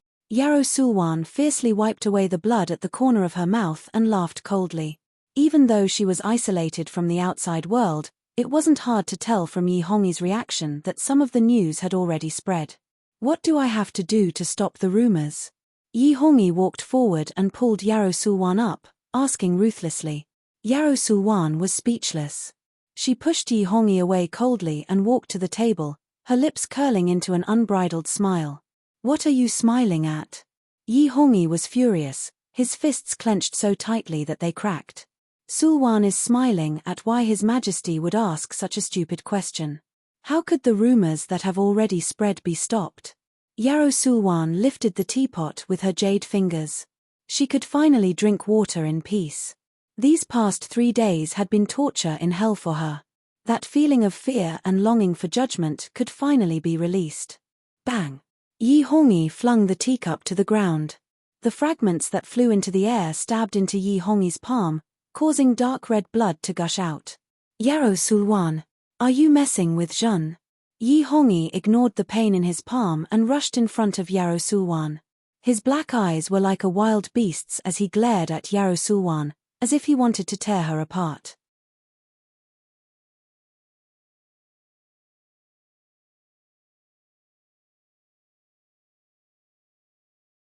Chapter 216. Your Majesty should believe Sulwan. In this world, there's no one who wants the rumors to stop more than Sulwan. This is Sulwan's final bargaining chip. Furthermore, the current situation wasn't caused by Sulwan. Your Majesty should go look for the instigator.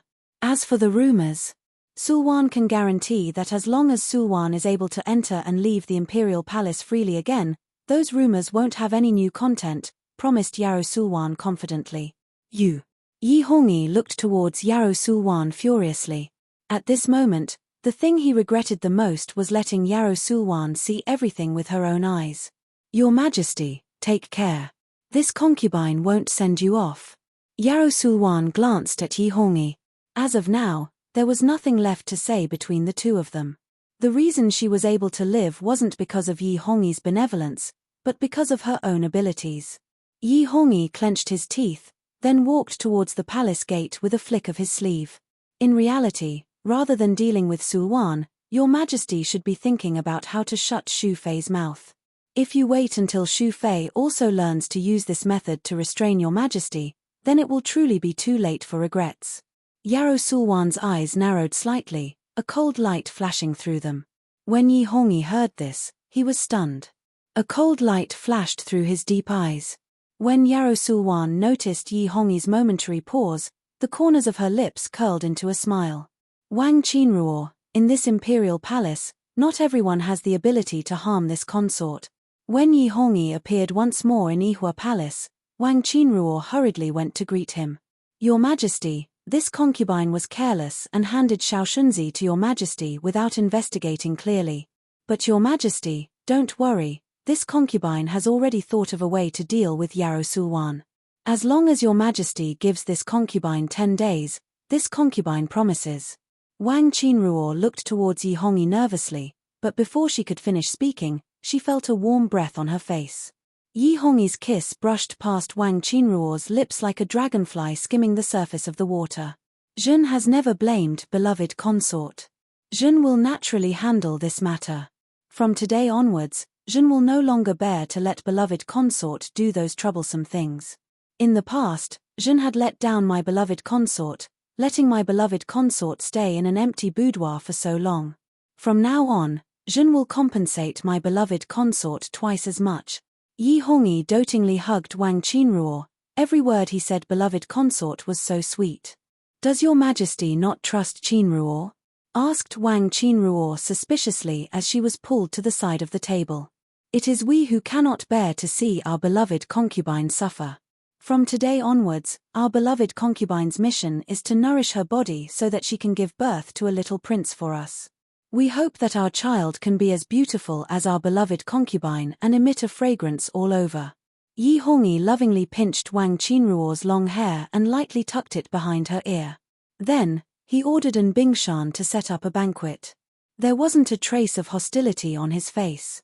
On one side, Fire Phoenix saw all of this. Her heart was uneasy. The truth was exposed. This shouldn't be the Emperor's attitude. Even if the Emperor didn't punish her master, he should at least plan the next step. However, the Emperor didn't mention anything. This was absolutely unreasonable. Seeing the delicious delicacies being brought to the table, Yi Hongyi held Wang Qinruo tightly the entire time and didn't let go for even a moment. His eyes were full of smiles, but a trace of ruthlessness flashed through his heart. When An Bingshan personally brought the wine over, Fire Phoenix didn't miss the opportunity to take the tray. Eunuch has worked hard. Let this servant serve master.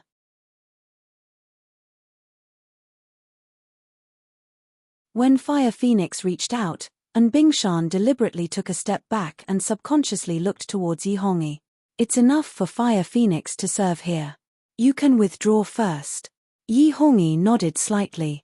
Only after receiving the decree did An Bingshan let go and pass the tray to Fire Phoenix.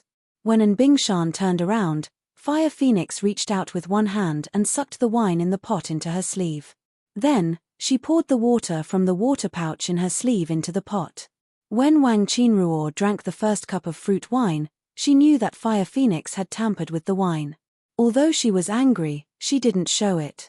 Fortunately, Yi Hongyi didn't try to drink any fruit wine during the entire banquet.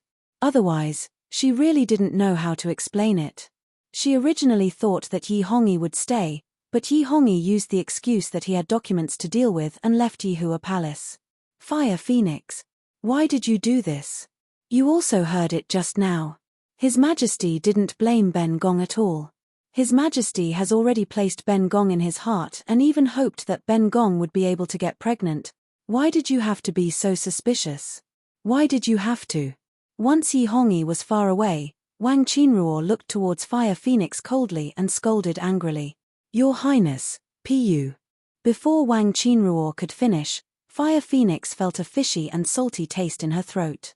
Blood sprayed out of her mouth and her body swayed as she fell to the ground. Black blood splattered all over the ground. Fire Phoenix. How could this be? How could this be? Wang Qinruo suddenly ran to Fire Phoenix's side in shock, her eyes misty. Your Highness. Fire Phoenix struggled to pull up the wide sleeve on her left arm. A long black line extended from Fire Phoenix's palm all the way to her arm. You've been poisoned? Is it His Majesty's fruit wine? Impossible. This is impossible. His Majesty clearly said that Ben Gong would bear a child for him. He clearly said that he would compensate Ben Gong. How could he have poisoned Ben Gong? How is this possible? Fire Phoenix, you're lying to Ben Gong, right? Fire Phoenix. Wang Qinruo sobbed as tears rolled down her cheeks. Your Highness, open your eyes and look at that man clearly. How does the Empress treat him? He actually personally threw his own child to death and forced the Empress to commit suicide in the cold palace. How much truth could a man like this possibly say? This servant knows that master doesn't like to hear these things, but this servant doesn't have the chance. If I don't wake your Highness up, this servant can't bear to close my eyes. Blood flowed out and the black blood dyed Fire Phoenix's clothes. But Ben Gong has done so much for him. Ben Gong's body doesn't stink anymore. Fire Phoenix, Ben Gong's body doesn't stink anymore. Why did he still do this? Why? Wang Qinruo's tears fell like rain.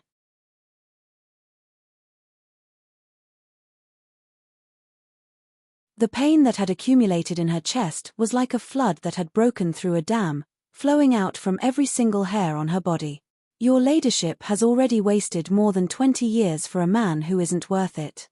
It's been more than 20 years, how could your ladyship not know what kind of person His Majesty is?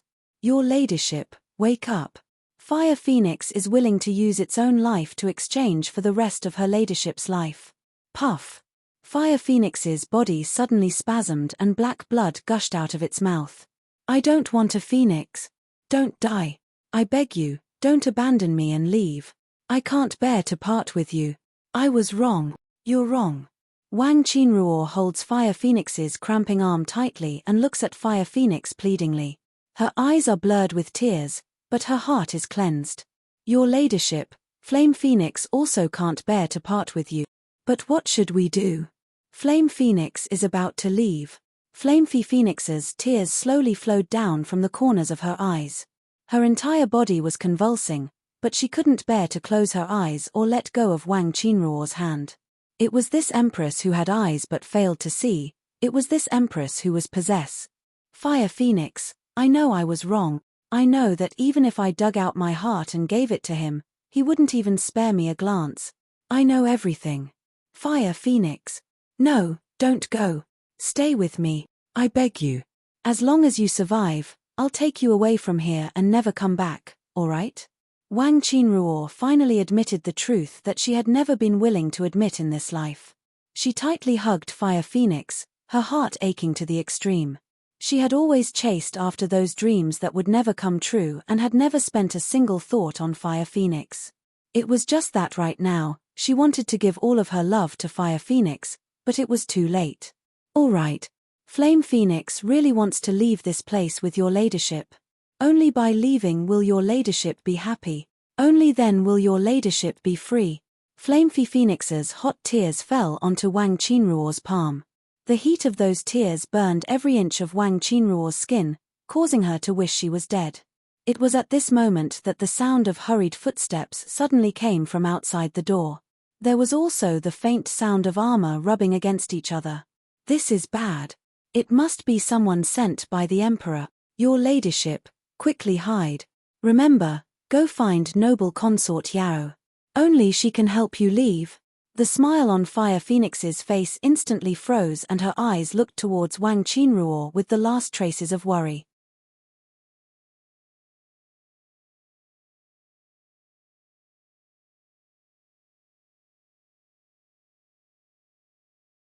Chapter 217.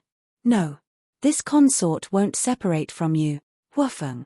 Wang Qinruo cried out mournfully as she hugged Huafeng tightly. She couldn't bear to let go. She was afraid that if she did, she would lose the best sister she had in the world. Your Highness. Let go. Huafeng's hands finally fell weakly to the ground. Those eyes that had been filled with boundless hope gradually became empty and lifeless. Huafeng. This consort won't let you die in vain. Wang Qinruo's heart felt like it had been sealed in ice. She hugged Huafeng tightly as her tears fell into Huafeng's empty eyes.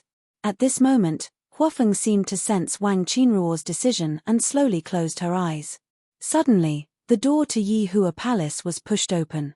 When Azure Dragon stepped into the main hall, he saw Huafeng lying on the ground, dead. Search. Azure Dragon ordered sternly in shock. The guards immediately rushed into the room, but unfortunately, they couldn't find Wang Qinruo's figure even after searching the entire palace. When the guards returned, Azure Dragon's expression turned cold. He had a bad premonition, so he turned around and headed for the imperial study. By the time Yin Shui brought Wang Qinruo to Guan Osprey Palace, Yarrow Moen had already been waiting for a long time. Eat this. When Yarrow Moen saw Wang Qinruo's battered appearance, her heart ached. Without any hesitation, Wang Qinruo walked forward, picked up half a pill from the table, and swallowed it. You knew that this would be the result. Then why didn't you save Huofeng? Why? Wang Qinruo screamed at the top of her lungs. She couldn't hold back her tears any longer and they fell. Because Huofeng wanted to use her own death to prove to you that Yi Hongyi was vicious and merciless. When Yin Shui appeared in front of her with Wang Qinruo, Yarrow Moen knew that Huofeng's fate was most likely sealed. She felt indescribable admiration for this palace maid, so Yarrow Moen's heart was filled with pain and anguish when Huofeng died. What did you say? Wang Qinruo choked back sobs as she questioned Yarrow Moen. Her eyes were brimming with tears. I have already reminded Fire Phoenix that if there is any sign of trouble in 3 days, we must take you away. In fact, with Huofeng's kung fu, she has enough ability to knock you out and then escape from the palace with you. In this way, both of you will not die, but perhaps I understand her intention. If I don't prove to you that the wine is poisoned, you will never be able to untie the knot in your heart in this life. Yarrow Moen looked towards Wang Qinruo a little angrily, but in the end, her tone turned a little sad and self-deprecating. If she hadn't died once, how would she know that she had always been so despicable? Therefore, on this point, she had no right to mock Wang Qinruo. You fool. Fire Phoenix, you fool. Wang Qinruo sat on the ground in pain. She pounded the ground with her hands and tears rolled down her cheeks. She's not stupid. She's loyal. Ask yourself honestly, if you hadn't seen it with your own eyes, how would you believe that Yi Hongyi would be so vicious and merciless? What this consort gave you earlier was the other half of the condensed fragrance pill. After eating it, your body will no longer emit that faint fragrance. This consort did this so that you wouldn't be found so easily by Yi Hongyi. You won't blame this consort, right? Yarrow Moen slowly walked to Wang Qinruo's side and helped her to a seat with tears in her eyes.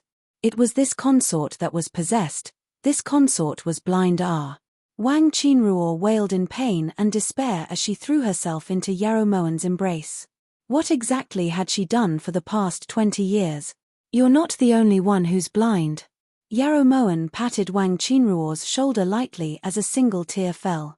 After crying for who knew how long, Yarrow Moen finally let go of Wang Qinruo when she was completely exhausted. What do you want to do now? Yarrow Moen personally poured a cup of warm tea for Wang Qinruo so that she could hold it in her hands.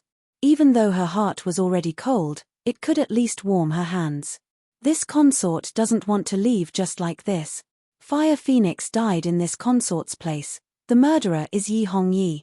This consort will make him get retribution. Wang Qinruo's hands trembled as she held the teacup. Her eyes were filled with extreme grief and indignation. Now that Yi Hongyi has made it clear that he wants to kill you to silence you, do you really think that you'll be able to show yourself again? Yarrow Moen slowly sat down on her seat as she reminded indifferently. This consort wants to expose Yi Hongyi's evil deeds to the world. Expose that he used the most vicious method to kill his own son and even hounded the current empress to death. Wang Qinruo suddenly raised her eyes to look towards Yarrow Moen as she roared in anger.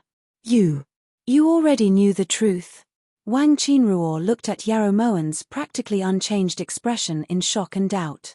That's right, I accidentally overheard Yarrow Sulwan and Yi Hongyi's conversation. Eldest sister died so tragically. This consort's nephew wasn't even born for a day.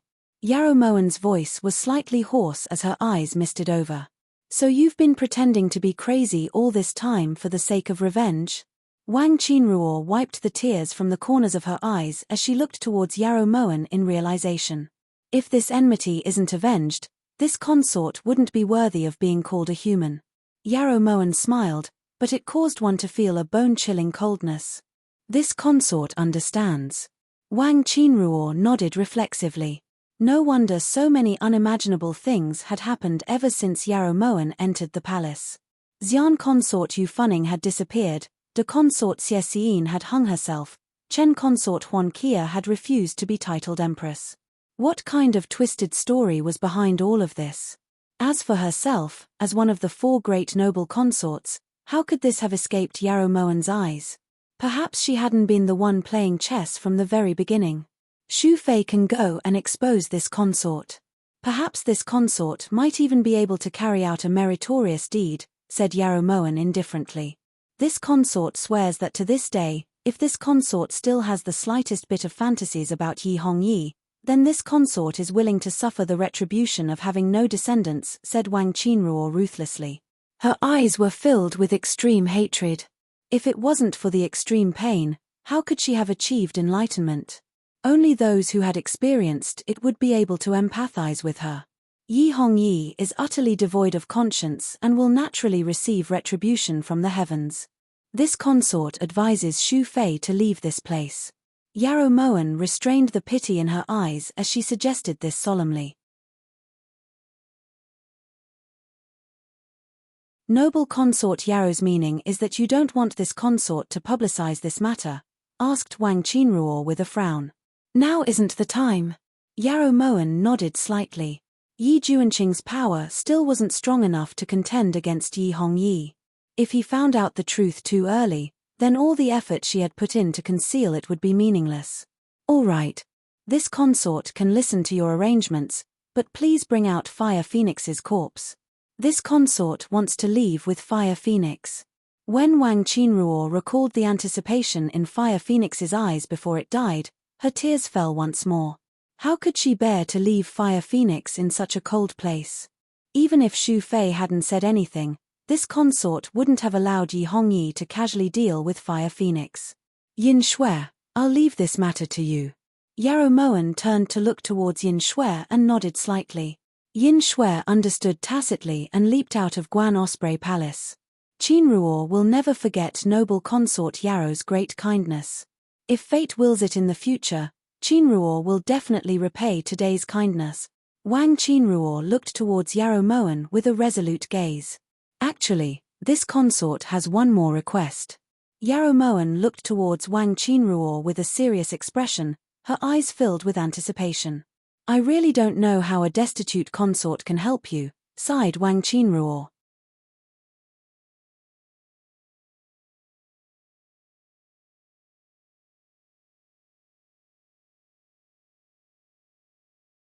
Chapter 218.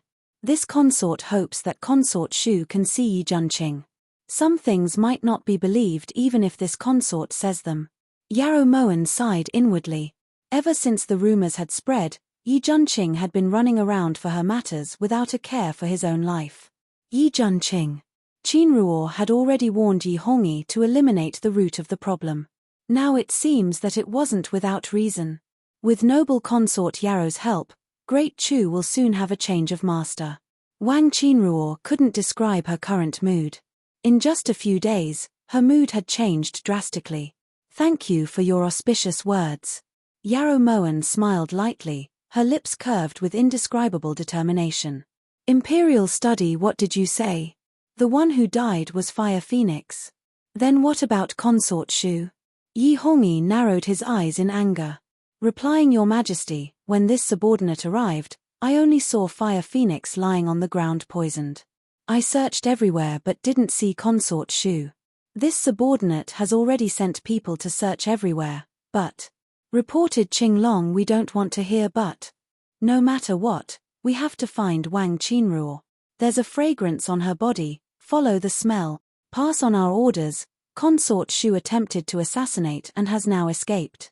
Anyone who sees her can be killed without mercy, roared Yi Hongyi. This subordinate obeys. Qinglong cupped his hands and left. The moment the door closed, Yi Hongyi stumbled and fell onto the throne. His eyes were filled with shock and fear. He had clearly seen Wang Qinruo drink the fruit wine, so how did Fire Phoenix die? Could it be? Fire Phoenix must have done something when she received the wine. That damned Fire Phoenix. What should he do now? What if Wang Qinruo spread the news? Yi Hongyi's lips trembled uncontrollably as his heart pounded. Why did it turn out like this? Yarrow Morshin, was it you? Are you taking revenge on us? Bring it on, bring it on. We dared to kill you when you were still human. We wouldn't be afraid of you even if we were a ghost. Come. Yi Hongyi abruptly stood up and flung his sleeves towards the throne. The next day, when Yi Junqing found the abandoned residence in the eastern part of the city as described on the letter, he was surprised to see Wang Qinruo there. Empress Shu. Yi Junqing looked towards the woman sitting by the bed in shock. She was dressed in a plain white robe and her hair was tied up with white silk flowers. Her eyes were swollen like red peaches and her expression was tired as if she hadn't slept at all. Esteemed prince, please sit. Wang Qinruo gently tucked in the blankets before moving her gaze away from Huafeng. Everyone in the palace is saying that Consort Shu killed her master and that His Majesty has ordered to kill anyone she sees. How much of this is true? Yi Junqing could tell with a single glance that the person on the bed was already dead, so he could more or less guess what had happened. Prince should know better than Qinruo. In that imperial palace, who can distinguish between what is real and what is fake? It's just like the Empress' death. Everyone thought it was a difficult birth, but was it really a difficult birth? Wang Qinruo smiled bitterly, then indicated for Yi Junqing to sit down. She poured a cup of water and pushed it over. You know how the Empress died? Are those rumors true? This was related to Yarrow Morshin's death. Yi Junqing abruptly stood up and looked towards Wang Qinruo nervously. His hands subconsciously balled into fists. He'd been investigating for the past few days, but other than the medical records from the Imperial Hospital, he didn't have any other evidence. The rumors aren't completely groundless. Wang Qinruo poured herself a cup of water. It was clearly colorless and tasteless, but she could taste the bitterness in it.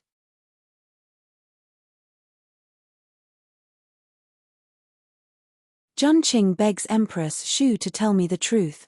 Yi Junqing took a step forward and looked towards Wang Qinruo pleadingly. Qinruo can tell the esteemed prince everything, but the esteemed prince must guarantee that Qinruo and Huafeng can safely leave the city. Yi Junqing might not believe her without any conditions. This prince will guarantee it with my life. Yi Junqing vowed solemnly as his eyes shone brightly. It's just as those rumors say. The Empress didn't die from a difficult birth. She was killed by someone else. Wang Qinruo's expression was solemn as she enunciated each word clearly. His heart hurt so much, as if someone had tossed him into a raging inferno. That burning pain quickly spread through Yi Junqing's entire body and seeped out from every pore. Who?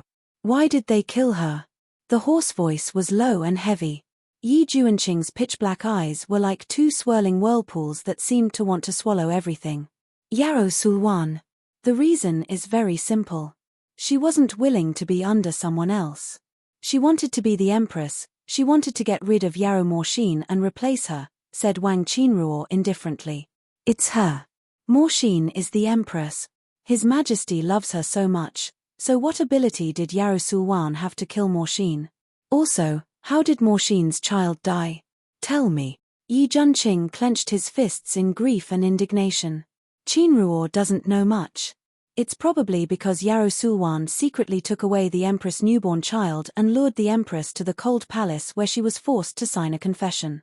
Then Yarrow Sulwan definitely threw the child to the ground. The Empress felt that she had let down her own flesh and blood, so she picked up the child and committed suicide. Although he hadn't seen it with his own eyes, he could imagine how tragic and bloody this scene must have been. How could it be like this? How could Morshin have died so tragically? Then what about His Majesty?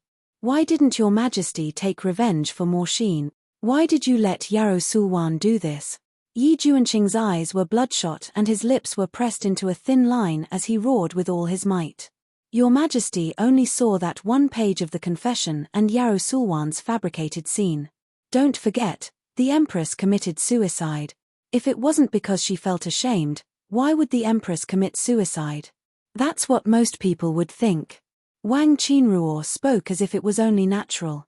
How could Morshin commit suicide? How could that be? Yi Junqing smashed his fists against the table fiercely. His handsome face was filled with unconcealable pain and heartache. Wang Qinruo had never known that the valiant and heroic esteemed prince of the past could actually cry. As she watched those sparkling tears fall, Wang Qinruo suddenly felt a bit envious of Yarrow Morshin. Although she had died tragically, there was still a man in this world who truly loved her so deeply. In comparison, she was the one who was truly sorrowful. Mother and son are connected.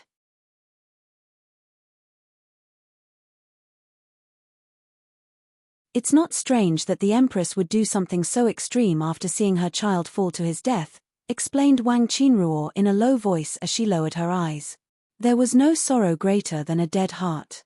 Seeing one's own flesh and blood being thrown to death by the father of one's birth, not just Yarrow Morshin, no one would have the courage to continue living. She understood Yarrow Morshin's actions. It was laughable that she hadn't been the slightest bit vigilant despite knowing that Yi Hongyi had the heart of a wolf. Morshin. Morshin.